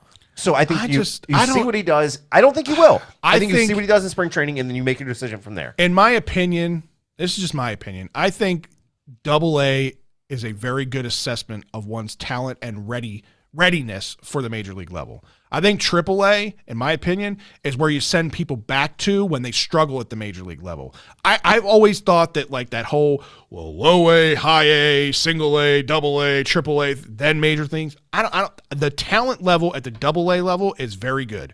And that if you can prove to be successful there, the leap from Double-A to the major league level isn't much different than from Triple-A to the major league level. I don't disagree. I think the thought process for some people, and myself included, of why AAA can be so important is because there are a lot of guys in AAA that have had major league experience. I agree with that. And up and down. And so sometimes for some guys, if a guy maybe lacks a little bit of confidence, things like that, sending him to AAA first helps promote that confidence of, you can compete against this at this level against guys who have been to that level and been up and down and up and down. So if you're able to compete against them and you're able to make them look bad, so to speak, right, from a pitching standpoint, then I think it shows you confidence in yourself and shows the team you truly are. That's what AAA, when it was originally created for all these levels, that's what AAA was designed to be. It was designed to be that last step to make sure a guy could handle guys that. It's the faster paced game, right? It's the bigger names that you might have coming up and down, guys that have the experience. Drew, what's your take on the whole thing? I mean, you're right to an extent, but then once you kind of had a lot of the franchises that had, like, hell, even, I don't know, maybe it might change because, like, you're kind of contracting the minor leagues, but you had some organizations that even had 3 single A teams. So, like, I kind of think that evolved differently, whereas the teams that towards the top, like the Dodgers, the Yankees, these teams that that spend money, right? That's when the AAA was actually even more important to them than any of the other like single A or double A, because it was like, look, you could be in the majors, but I just paid like 5 guys right. $20 million. You don't have the spot, right? I think, and I still think with a team like the Orioles, and I hate to keep bringing up COVID, but I think that really did kind of hinder the process a little bit, because you're seeing like you didn't have these guys playing a regular schedule. Yeah. Playing in a 3, 4, 5 game series in AA, having to travel up and down the East Coast. Like like you've heard a pretty decent amount of good news coming out of that little Bowie camp from Orioles, like a Gunnar Henderson, like those types. Like you heard a lot of good news, but it would have been like, what if you were hearing a lot of that great stuff like a Gunnar Henderson and he was beating up other teams' guys that are on that same level that, all you heard, that guy's got a great prospect. Well, he was beating up those guys' prospects. When you're talking, and that's, I guess, where my point is, right? There are only so many first-round picks every year. Yeah. Those are the guys that can make that leap and should be making that leap from AA to AAA. It's the guys that you get in the later rounds, the guys that you're picking up and drafting them, out of some of these community colleges and things like that are playing well, and you're giving them, you're basically kind of taking a flyer on. Those are the guys that need to go through that AAA experience. It should not. Unfortunately, MLB, for some teams, including the Orioles, I think the Orioles are one of the worst at it, and that's why I'm curious to see where this rebuild goes. We don't have the talent at the major league level to create the backlog of good talent at the AAA level to then allow these guys go into that AAA level and say, what can you do against this top tier talent? That's because the heart of our talent is at the single A and AA levels right now. They're still developing. Right. Like I said, you get a scraggler like Michael Ballman, who's been in the system a little bit longer, who is a little bit ahead of the DL Halls. There's a little bit ahead of the Grayson Rodriguez. There's a little bit ahead of the Adley Rutschmans. He's ahead of these guys because of the experience. I think he's been in the minor leagues. I'd say he's 27 or 28 years old at this point. 27, yeah. So at some point you got to evaluate what you have with him. And I mean, when you look at this rotation, like we talked about, John Means is the only piece in there that we know for sure. More than likely, Keegan Aiken and Dean Kramer will be in there. So there's 3 pitchers. Jorge Lopez looked decent last year. Right. He might be 4. There's a lot of question marks. Who's going to be the 5? Could it be Felix? Could it be, Wade and LeBlanc? Who knows? But I just think that at some point you got to see what you have in Michael Ballman. Yeah. Last thing I want to talk about with the Orioles. And I got to bring this up because I saw it on Twitter and I thought, oh, man, this is like sacrilegious. Like, why are we even fucking talking about this? There were talks about the Orioles having potential interest in trading away Trey Mancini. I wanted to get your guys' opinions on this. Like, this is a kid, obviously coming back from a lot, and we've been big supporters of his as a fan base, as a community. He's been a big supporter of the community, and he's done everything right as an Oriole, right? He's everything that you want in a player. But, should we? I don't know. Should we even be thinking about this? Trading Trey Mancini? So, I don't want to, here's the thing. I've said before, and I've said it already on the show, the piece about you never know how a guy's going to come back. Yeah. Said it earlier today. Yeah.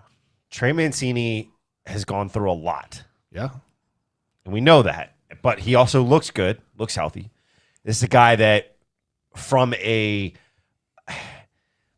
community perspective, he's a guy that you could build an organization around, right? He's going to be well involved in the community. Already is. He's shown that he's been able to make evolutions in his game to bring him to the level that he's at.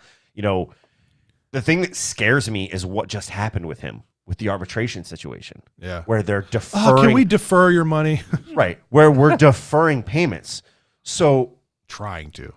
I don't know that it's completely out of the realm of possibility. Is it sacrilegious? I think so. Yeah. I mean, everything that this guy's been through, and as an organization, you've been supportive of his. You've done all the right things outside of this deferment of money with him and Anthony Santander. That was kind of a, where the fuck did that come from? I didn't realize money was that bad. Damn, they're trying to defer money to the fucking state. Do I think Trey Mancini is a part of this team's future as far as part of the rebuild process? Probably not. By the time that the Orioles are actually ready to compete again, he'll be in his, I would say, 32, 33. Yeah, mid-30s, kind of, exiting his prime at that point. And to your point, we don't know how he's going to come back from all of this. He's been through a lot. It's a risk too with leukemia coming. All that stuff, leukemia comes back, it can. unfortunately. It's very taxing on the body now. He's a professional athlete, right? He takes care of himself. He's made Good enough diet. money that he's got to. Yeah, right, exactly. So, and he lives a good lifestyle from what you see, you know, on Him Twitter. and Sarah Berman, yeah. Right. I don't know. If I would not be trading him for the sake of trading him, I'm not trading him like I just traded Alex Cobb. If a team came at me with the right set of prospects that I felt could be a major impact, I'm listening. But it's going to take a lot. It's going to take a should good take a chunk, lot. and it should to take him away from us. Yeah, and in that's my opinion. That's the thing. And we could be looking at this. We're looking at it from the community standpoint, what he's done, and also what he's done on the field, and what we've been so proud of him doing. He's somewhat of a local guy too, right? Right. So he has the local ties. This is also a guy. He tugs at our heartstrings. This is a guy with Mo, right? Yeah. The connection that he had with Mo is undeniable, especially after he was diagnosed with leukemia. So I sit back and say it is sacrilegious to me as a fan, as a business person. I don't know where his value stands, but to your point, I can't say nothing's off the table. I'm listening. Real quick, Drew. So I think the sacrilege part is asking to defer the money. I don't think the sacrilege part is exploring options and trading, Trey. Like we say, you're not going to keep competing next year. And I don't mean to sound like a dick, but with the cancer thing, you lost a year of seeing what you really do. I mean, look, he was riding high. But you don't know how he can rebound off of this life-altering situation. Like Fred said, it's taxing on the body. And COVID isn't gone. It's not. Right. COVID's not gone. So do you go through all season thinking, he might go away for a month to just, we've got, numbers spiked and they got, do you go through all that too? I really don't want to sound like a dick about it, but if you told me that he could perform well, and in July you got a team's two prospects in the team's top 10, and then another player to be named later, he's take it. No, I think where we're saying from a sacrilege standpoint is it sacrilegious as a fan. That's where I think the sacrilege mentality comes in. I mean, you don't want to see a guy that seems so nice, and it looks like you're just, you know what I mean? He's gone through everything to get to this point. You're just throwing him aside. You don't want to look like that. To Alex's point on Facebook, he says, Trey has actually wanted to stay during these fucked up season. I'd keep him. Everyone else big wanted out. I agree with that. Chuck says, place Adam Jones in Mancini's situation when Jones was where Mancini was in his career right now. Would we have entertained trading him? I see Mancini as almost filling the Adam Jones role to the O's right now. It wouldn't be right. And I agree with that. Like I said, if you're looking at from a leadership standpoint, what he means to the locker room, what he means to the clubhouse, all of those things, and even what his performance was on the field prior to, having to go out with everything, 100% you keep Trey. This isn't, again, I'm not on the bandwagon of saying we need to get rid of Trey. I'm saying that if a team comes to us and blows us away with an offer, I'm listening. But again, I'm listening. I'm not making that deal unless I know for sure it's going to benefit us long term. Go ahead, James, real quick. They had movies for that about, sad story, happy story, all that, Trey Mancini for that. But if we get the right call, you get the right things, you got to ship him out because here he's our number one player. Somewhere else, he's probably top 5 on their team. He's not that good of a player. He's a bad left fielder. He's a very good player on a bad team. Yeah, he looks good, but if he goes somewhere else, he's not going to be a superstar. But he's the type of guy that he could be a guy that is that one piece for somebody because he does have. I love the guy. He's great for the community and all that, but it's at the end of the day, it's a business. It sucks when players go, but that's why they put new jerseys on the back of your shirt. That's why I have my own name on the back of my jerseys because they come and go, just like ex-girlfriends. So.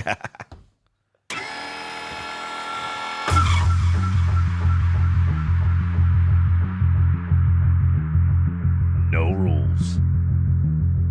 No boundaries. 2 topics. 30 seconds each. It's time for the 2 2-minute warning.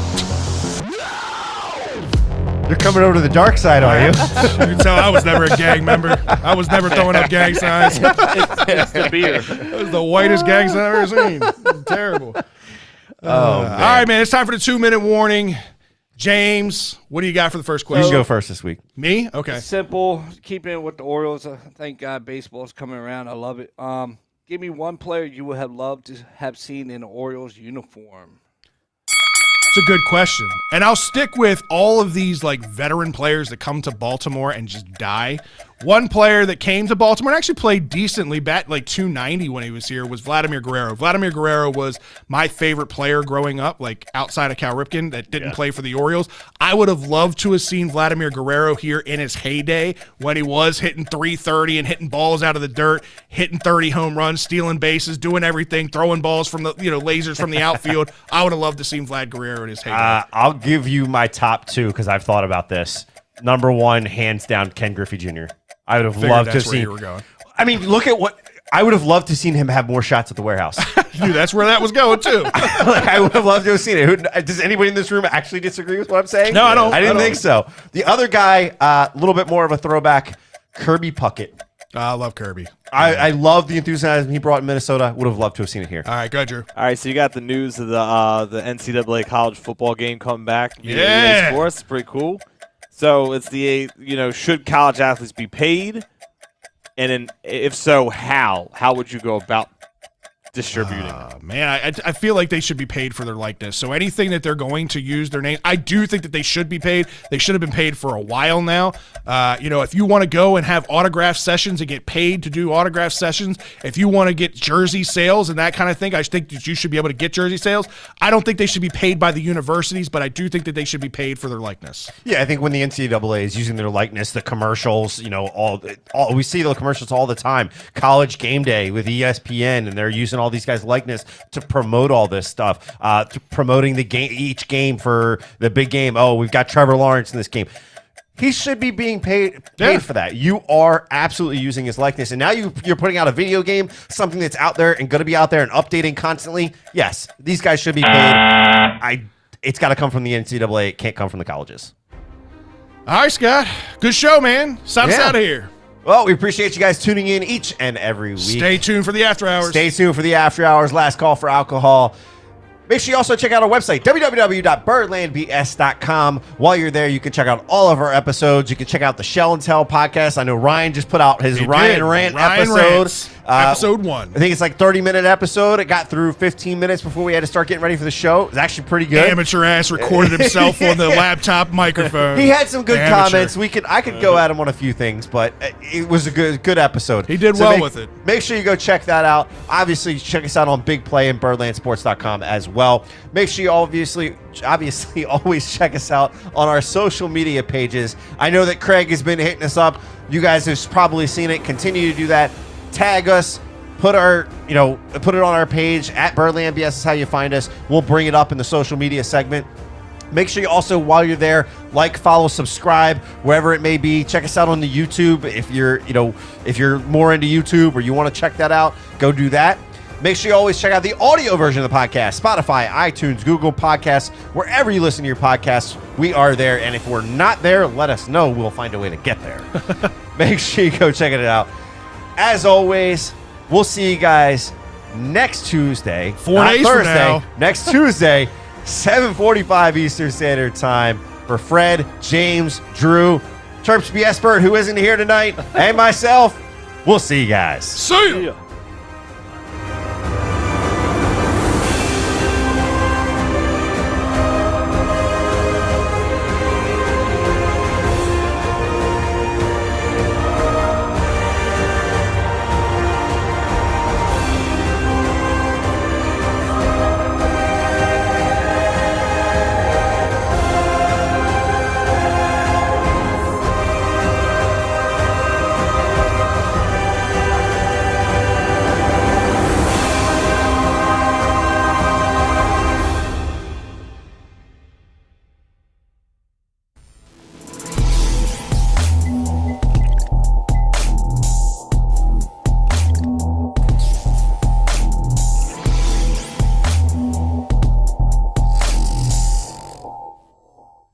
It's time for the after party. / call for alcohol. Did you hear that? and That I'm- came out of my mouth. I was like, it's been 1 week since you looked at me. That's what it sounded like. That's all I heard in my head when I did that. Oh my That was a god, good voice. I like it. that was pretty good. Oh, man. It's time for the after hours, man. It's- I haven't had it. I had one shot before the show, Yeah. and that was just to set the nerves at ease. Sober but Thursday. Sober Thursday for me, for sure. I woke up this morning with this massive migraine. I went through like half the day with work. I literally took my laptop and I went and sat in the laundry room, lights off, and just sat there in the cold, worst. listening to a conference call. And I texted my boss. I was like, I'm struggling. I'm sitting in a dark room, dark, cold room, trying to get rid of this headache. And he just was like, You didn't get a Red- COVID vaccine by chance, No, did I you? did not get a COVID vaccine. Just say, hopefully Kaylee, I know Kaylee got hers. Hopefully you're feeling better. I know she was feeling rough the other day. So Yeah, no, it's just, I think it was just a headache. Multiple people I've talked to today have had headaches, and my neighbor said she thinks it has something to do, and she's not a meteorologist or anything, but she thinks it has something to do with maybe the barometric pressures changed because several people that she knew, her husband also had a headache along with her. You had a headache. I had a headache. Drew's It's got a because headache. all at once it decided to be like the dead of winter this week. yeah. Yeah. Like, So, but yeah, it's been an interesting day. It was a good show, though. It was a lot of fun. One thing we did not talk about that I did want to bring up here in the after hours to get your take, it's baseball related. Did you guys hear the story about Scott Erickson? I did. yeah, Yeah, that was pretty Charged, crazy. for those of you that didn't hear it, it's charged with reckless driving as it relates to a hit and run in Southern California last year. It's like September. A 8-year-old and 11-year-old both killed in that hit and run. Awful. He was not in the car that hit them, but he was racing the woman who did. Crazy. I don't mean to be like graphic, but like when I read the article, it was like she didn't stop until the engine like gave out. Yeah. What the article said. That means like, how far did you go? Right. Or like, what really happened? You know, I mean, like I don't want to keep. No, I know. Worse. No. It's just like you just hear something like that, and you're like, wait, like how far did you go with like these kids? Like it's just It's a terrible story. Christ. It was a horrible story, and like it's if it were like a young kid, like I don't want to say I would have empathy a little bit. I'm not going to say sympathy, but I maybe have empathy that like the kid was scared. Yeah. Like they're going and it's an athlete that's like, this is going to ruin my career. This is a guy that's at this point, old, washed up. What the fuck He's are you got to doing be racing? in his late 40s, early 50s at this point. He's an old man he's at got this to be. point. He's 50. He's gotta be 50, Gotta if be in not his 60. 60s. Yeah, right. 60. Really? I guess he was in the 90s. Yeah, it's Let's fucking just say 2021. 55. Yeah. Yeah. All right, so late 50s. But either way, I mean, it's a shitty situation, man. Well, Scott Erickson. Why are you racing? Why? Right, If you're that old, take the damn race to the street, or figure out a way to block off the street and have the race. And I'm Like, sure you have the money to be able to go rent somewhere if you wanted to rent a place to race or whatever. exactly. Like, dude, it's just stupid, sad situation for sure. Yeah, crazy and sad. Didn't want to. James, were there any good comments during the chat tonight that we didn't bring up that we want to bring up? No, Alex had a good one earlier.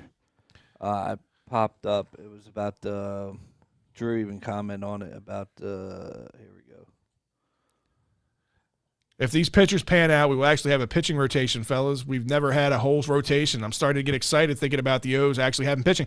You're right, because honestly, like even with the hodgepodge of players that we've had over the years, as far as an offense goes, like we've still been a damn good offense. Now, granted, we got rid of Nunez and we got rid of Alberto and those guys. He signed with the Angels. Right, and they were big pieces to this offense over the last couple of years. But if they can get a resemblance of a good starting rotation, I think they've got some really good pieces in the pen already that I think there's still some pieces at the minor league levels that are going to add to that even more. This turnaround could be faster than you think, especially when some of these top-tier front-end rotation guys get here. That's my thing. And the best is how Drew is right now, his follow-up comment. Which was? Show some fucking enthusiasm. Love the Like, you're going to enthusiasm. be an Oriole fan, show some enthusiasm. If not, then you're not a goddamn Oriole fan. There have been far more dire situations the Orioles have ever been in. So you're I saying remember- Alex wasn't being enthusiastic? No, wait. No, he's saying he No, loves. I love Oh, enthusiasm. He's just saying fans in saying general. the Oriole, Okay. how we've been waiting for Because this. for fuck's, I mean, Yeah, we're in the extra. I'm gonna fucking cuss. I've had a fucking hell of a week. Do it. For fuck's sake! Live it up. Does anybody else out there that's still watching, is still paying attention? Did anybody go to the fucking games like when I was going in 08 when you're like, oh yeah, fucking A, Felix PA, hell yeah. Is it PA? Is it Pi? I don't fucking know. I watched him run to second in no time, but then he couldn't fucking hit for like 20 games straight after that. Right. No, do we remember those times where it was like there was no direction, and you can kind of. Maybe I'm blind faith. I can't help but not believe in Elias. You were in a situation, and take the fucking cheating shit out of it. You were in a situation in Houston where they just started from fucking like 10 miles underground and built it up. And then you got a guy like Springer, and you got all these guys, all those guys, and let's do the cheating stuff aside. Like, that has nothing to do with the scouting and how you develop the farm system. That has to do with what those guys did in the majors. But if you're doing almost a similar thing and it worked there, like, how do you not see there at least a little bit of light at the end of the tunnel? Yeah, beyond Houston, I mean, he did the same thing in St. Louis with the Cardinals even prior to that too. Like, I 100% buy into Elias' path. I think Elias is a little brash. That he doesn't have the ties. He doesn't have the ties to the Orioles and the history and all that stuff. So there are some decisions, and I agree with you. I think that they are a good thing. It's not a popular thing amongst Oriole fans, but especially the older generation of Oriole fans, because they don't want to see some of these names go that have been around forever. But I do think that it's the right decision for the Orioles to do, and it's the right direction for them to go in. My hope is that the pitching development has really improved. And I think we've talked about this. Yeah. I think that's the biggest hurdle that we don't know, because for years, the Orioles were drafting all these guys that had big names in pitching and just never developed, never worked out for whatever reasons, because they're restricting them on throwing their cutter. They're restricting them on getting to the major league level early enough. There was a lot of that going on. I just hope, in order for this turnaround to work, the development needs to have improved. And that's, I think, the biggest question mark right now is what's going to happen with these top-end guys, the Grayson Rodriguez, the DL Halls of the world, when they start progressing through the minor league ranks. Are we going to see a big drop-off when they go to Double-A? Are we going to see a big drop-off in production? That's the big question for me. A couple of things that I love is there's three things I love mostly. Number one, the smell of a new car. Number two, the smell of a new pair of shoes, and the smell of the ballpark.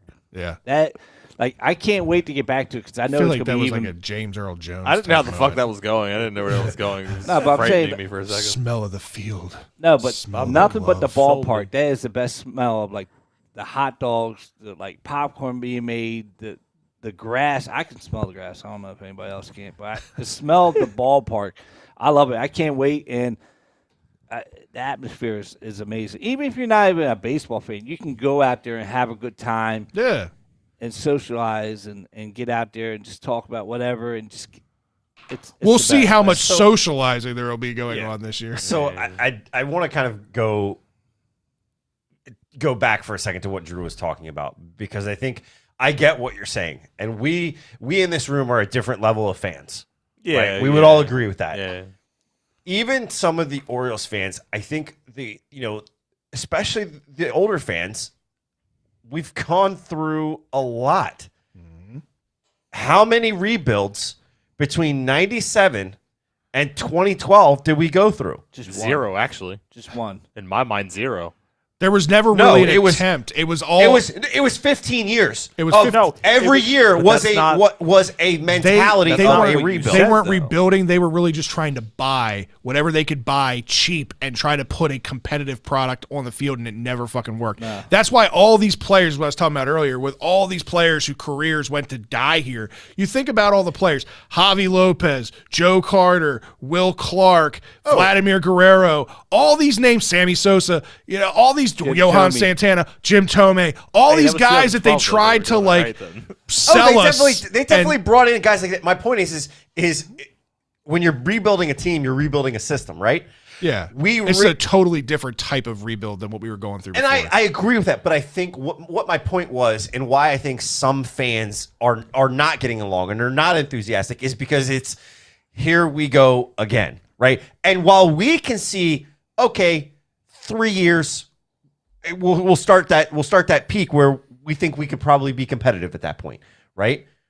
A lot of fans don't see that. They see that the last time this cycle started, we went 15 years.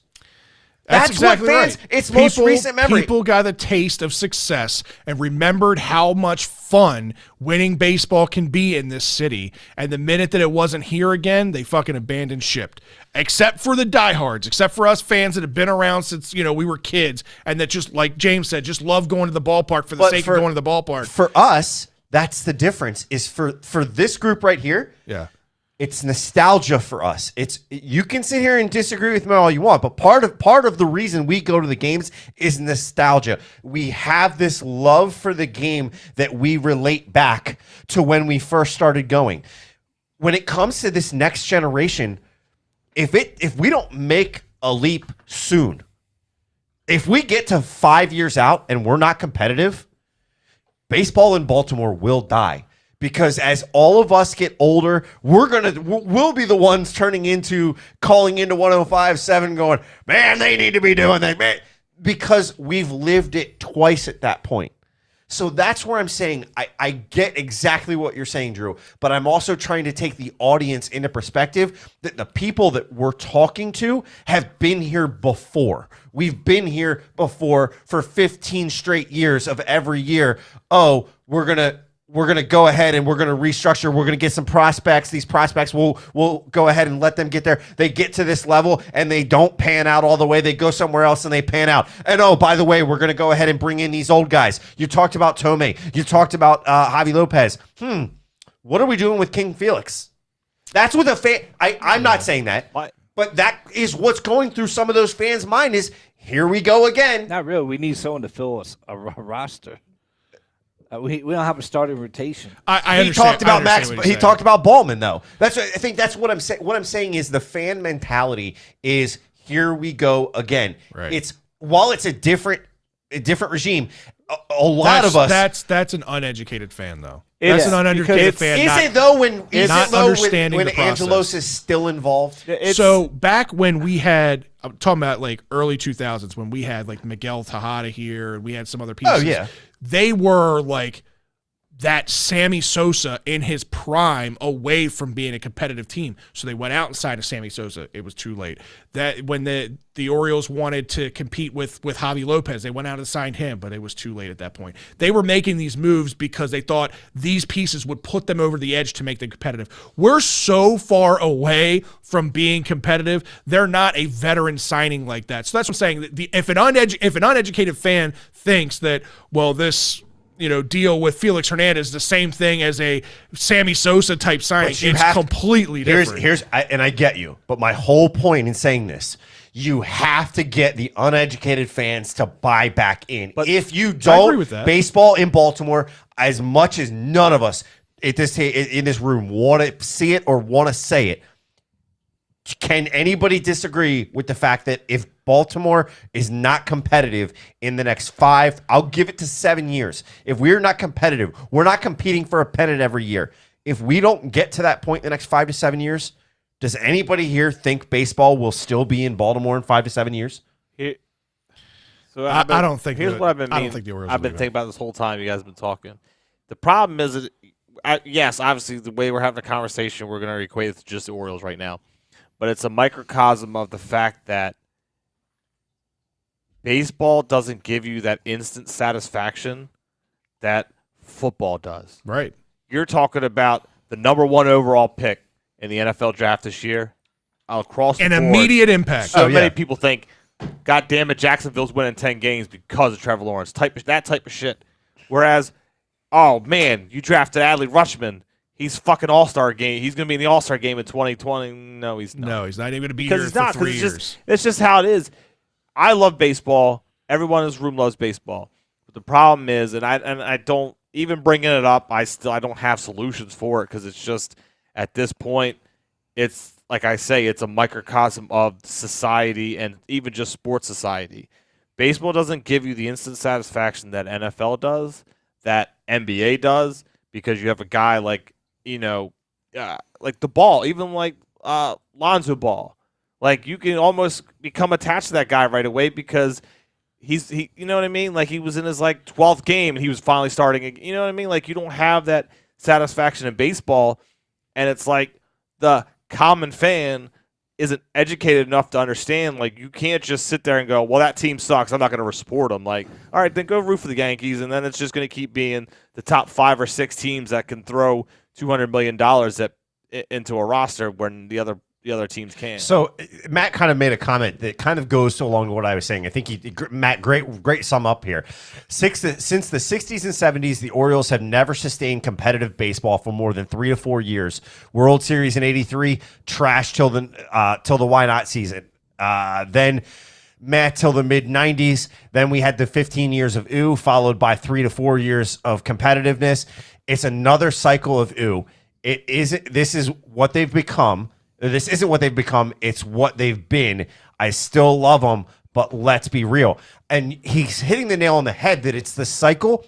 And right now, with baseball not being the instant satisfaction, right? You have to find a way to get fans in, and they're not doing it. I can sum the reasoning behind that up in 2 words: salary cap.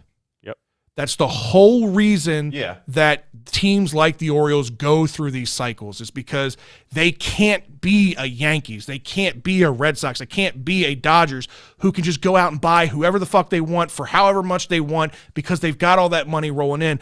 Unfortunately, in the market that we're in, we are not the lowest of lows. We're in that kind of mid-tier when things are going good. When the fans are back in the stands and we're competitive, we're actually making enough money to stay competitive. That's the problem. Until Major League Baseball ever adapts the salary cap, which it'll never fucking happen because they won't come to agreement on it. They can't agree on anything anyway now. Exactly, so but that's the What reason about Tampa for this. then? What's that? What about so Tampa? Tampa's model works because they have a good system in place. And this is to Scott's point.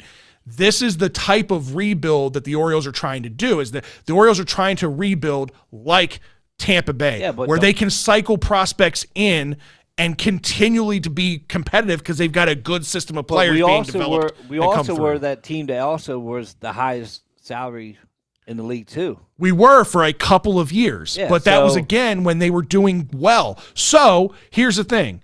3 years from now, 4 years from now, the Orioles are competitive, right? All of these first-round picks and these second-round picks come into play, and we're competitive again.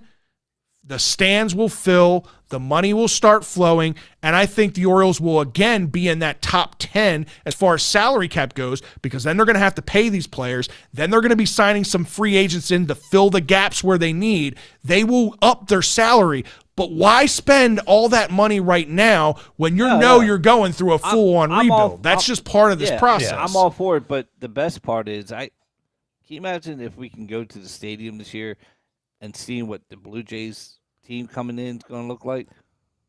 Their team is stacked. They do this every few years, and they never get over that hump past New York and Boston. That shit does not work. I really like George Spring, and I get it. Yeah. But do you remember that time when they went and raided the Miami Marlins? Yeah. And they brought in all that shit? Yep. And we bring in Tulo. We got Tulowitzki, and we got Donaldson, all this shit, and we're hitting. Their bullpen was shit. Their pitching was okay. They didn't get over that hump. We were winning when they were doing that shit. Right. Yeah, but the Mets are a different problem. Now, talk about the Mets, though. You're talking about the I know that, but I'm saying, I think Toronto's going to be a contender. I don't. So Craig Zero says, in baseball without salary cap, bad teams will always be bad. And I'm not saying that that's true. I don't think that they'll always be bad. There is a model that works. It's just you won't have the year after year after year of success. Like Matt was saying in his comments, you're going to have those 3 or 4 years, those pockets of success. And then once that money starts to turn around and these fucking mega teams like the Dodgers and the Yankees start coming in and robbing your talent because they're able to pay more than you can afford, you got to continue to go in and recycle. And even with a salary cap, like look at the NBA. It's the same like 5 teams every year. So it is and it's not though, because the NBA, it's the same 5 teams. They're just going to take. They're going over. And go, all right, I'm going to take this team and go over here. Golden State was absolute trash until they drafted a couple of players, and then they went out and signed a big name deal like a Kevin Durant, right? They went out, but when they made the original run, correct me if I'm wrong, they weren't killing the salary cap at that point. No, they weren't, because they drafted well. But again, the NBA is very different than Major League Baseball. And the luxury tax is different in the NBA than the way the MLB handles it. To what Drew was saying earlier, in the NBA, when you draft somebody in the first round, they have an immediate impact that next year, right? And it's a 5-position starting roster. You can quickly turn a basketball team around. Yeah. You can't do that with a baseball team. It's impossible. Clearly, last year, Miami had no business being in there, but they were. Right. No one picked them, but like you got Utah coming up now. You got Denver coming up. You got Milwaukee. Milwaukee has been coming up. Even the Knicks is playing good basketball right now. I'm not saying they're going to do anything. You got the Nets now being a powerhouse. Yeah, because they went out and paid all these people. Kevin Durant's the #1 lead vote for the All-Star game. But I have a question. Do you know, or if we don't know, but you said the football salary cap, I mean, yeah, it's going to be 180. 185 is what they estimated. Yeah. What? Why can't they say like 220? Like, is it because the owners are like, hey, we don't feel like spending this money, or they just set the bar for? It's based on an average of like revenue from the year before. So every year, obviously the revenue continues to rise based on TV revenue, stadium revenue, ticket prices go up, and it's all based on averages of that. And that's how the salary cap continues to go up year after year. So since it was not a good year, so they lowered. Exactly. But did you have is there like a minimum that they have to use or no, like to spend, or they can just? I think there is a minimum.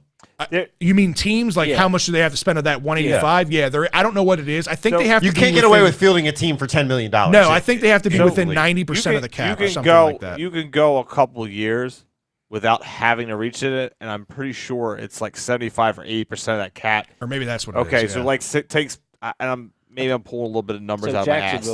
So take like Cincinnati, or take the Indianapolis, for instance. Indianapolis and they've developed a pretty decent team. Obviously, they went to the playoffs, but they still have they're still like the top 5 in calorie space. This year, like maybe I'm talking wrong. Like this year, they would have to end up getting into that 80% spend of their cap. Like they can't stay in like the 60%. So you can go a couple years in this like 60% range, but at some point, that's when you need to go in the upper echelon. And like in the NFL, it's kind of how it is. Like the Jets were down there. Okay, yeah, they suck and they're a laughingstock. But then eventually they're going to have to throw money at somewhere. So if they throw it at great players, they're going to become competitive. And that's the kind of the point of forcing teams to spend that much money. As I say, that's the thing that I think the NFL has it right? When you say here's the minimum you have to spend, here's the maximum you're allowed to spend. That's how you keep competitive balance. Exactly. Yeah. And that's what MLB needs to do. You talk about some of these, we'll call them dying organizations or organizations. How many organizations right now are trying to go through a rebuild? There's a lot of them out there. The Royals. Yeah. But Major League Baseball is falling apart. Yeah, Major League Baseball is falling apart, and they need to take a stance. It has too many problems. The problem is they have, like you said, is there a competitive balance?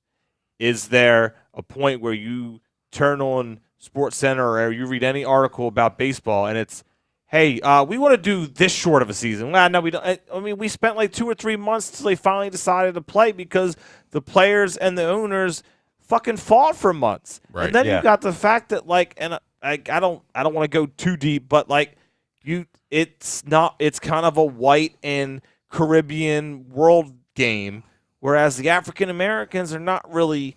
It hasn't been drawn to that game. Whereas NBA, it's not an inner city kind of game. You don't see it. As where I go, NBA. It used to be. It used to be. But as that's where I go, NBA is where you can have a majority African Americans, but then it's also like you draw yourself towards multiple platforms. Whereas Right. baseball, it's like you just kind of like you expect this niche, but it only benefits like 5 teams, and that's because they're the Yankees, the Bostons, and they Right. they, And the you know, LA, they yeah. stay at that. Craig time. Zero says that Major League Baseball is far from being balanced. And that's exactly what we're saying. We all agree Yeah. with you on that. I think at some point, Major League Baseball is going to have to come to a hard stop. Might be another strike. It's going up going after to this be a season. strike. If they're going to implement any kind of a salary cap at some point, there's no way in hell the Players Association that will ever agree to it. So the only thing Major League Baseball can do is say, well, then fuck it. We're going on strike. We're not playing, or we're not, we're not going to have a season then until you guys can come to some sort of agreement, And we because got an awful it's commissioner, ruining too. baseball. right Well, now. and they're you just had the argument, right? They tried to come back and give 150, I think it was 154 game season, Yeah. and the DH and the expanded playoffs, and it's like you guys are already getting like at this You should point. have this already ready to go. Well, no, but the problem is it's not, everybody wants to sit here and blame the owners. No. I'm not blaming the owners, but the season got over. That's when the commissioners should be like, "Hey, we need to get this in place." But we're like 2 months away from spring training, and they want to be like, "Oh, we're going to do 152 games." No, they've been negotiating this whole time. That's what you haven't been hearing, because the negotiations started as soon as the season ended. They put out, and the players union sat. When we just heard about this a few weeks ago about how, this is it. That was the piece that they sent out to them at the end of last is year. the worst because it's about whose dick But is it's- bigger, and they just But keep it's- on fucking no, slapping it together. I'll disagree with Yeah, it slap because dicks. it's here we go again. All this talk. It's everybody. There's a bunch of people out there Jones. that want to blame the owners. It is the fucking players. Period. No ifs, no ands, no buts. How many of these owners are working right now and trying to work on teams that are spending a ton of money, but the players just want more and more? I would have never have guessed 10 years ago that an MLB player would be in the top 5 to 10 in all of sports for highest paid athlete. I never would have guessed it. And we're getting to that point because all these guys want to do is want more money and more money and more money. At some point, they're going to price themselves out, and they're not going to have a fucking leg to stand on. It is their fault with the seasons when they don't want to give up and say, yeah, let's just go ahead and do the DH. Everybody wants it. Let's go ahead and do it. Expanded playoffs. They want the expanded playoffs because they want to get more money, but they don't want 5 games or 6 games less in the not season. all the owners. It's the owners like the Yankees and Boston that give that fucking money out. If they would say no, we're not doing it, they won't be getting no fucking if I have top it and dollar it's- money. If I have it and it's getting me Their there, then market that's fine. brings it in. They're being a business person. The difference is the players just keep getting greedier and greedier and greedier. They try to bring out these things. How many times have we heard MLB get announced, or it's announced, MLB proposed this to the union? Not once in all this shit have I ever heard the union countered with this. Right. It's always, no, that- we're they not sh- taking they that. shut I it tell you down. what that I heard that I didn't like is they're thinking about playing playoffs at different neutral sites. I don't want to see that. All right. Hold that thought. We'll come back to that. We will come back to that in 4 days. Can the Make sure you government guys let them tune. be? Make sure you guys tune in on Tuesday next week. After hours should be great. And See you guys. That poor Ryan can just.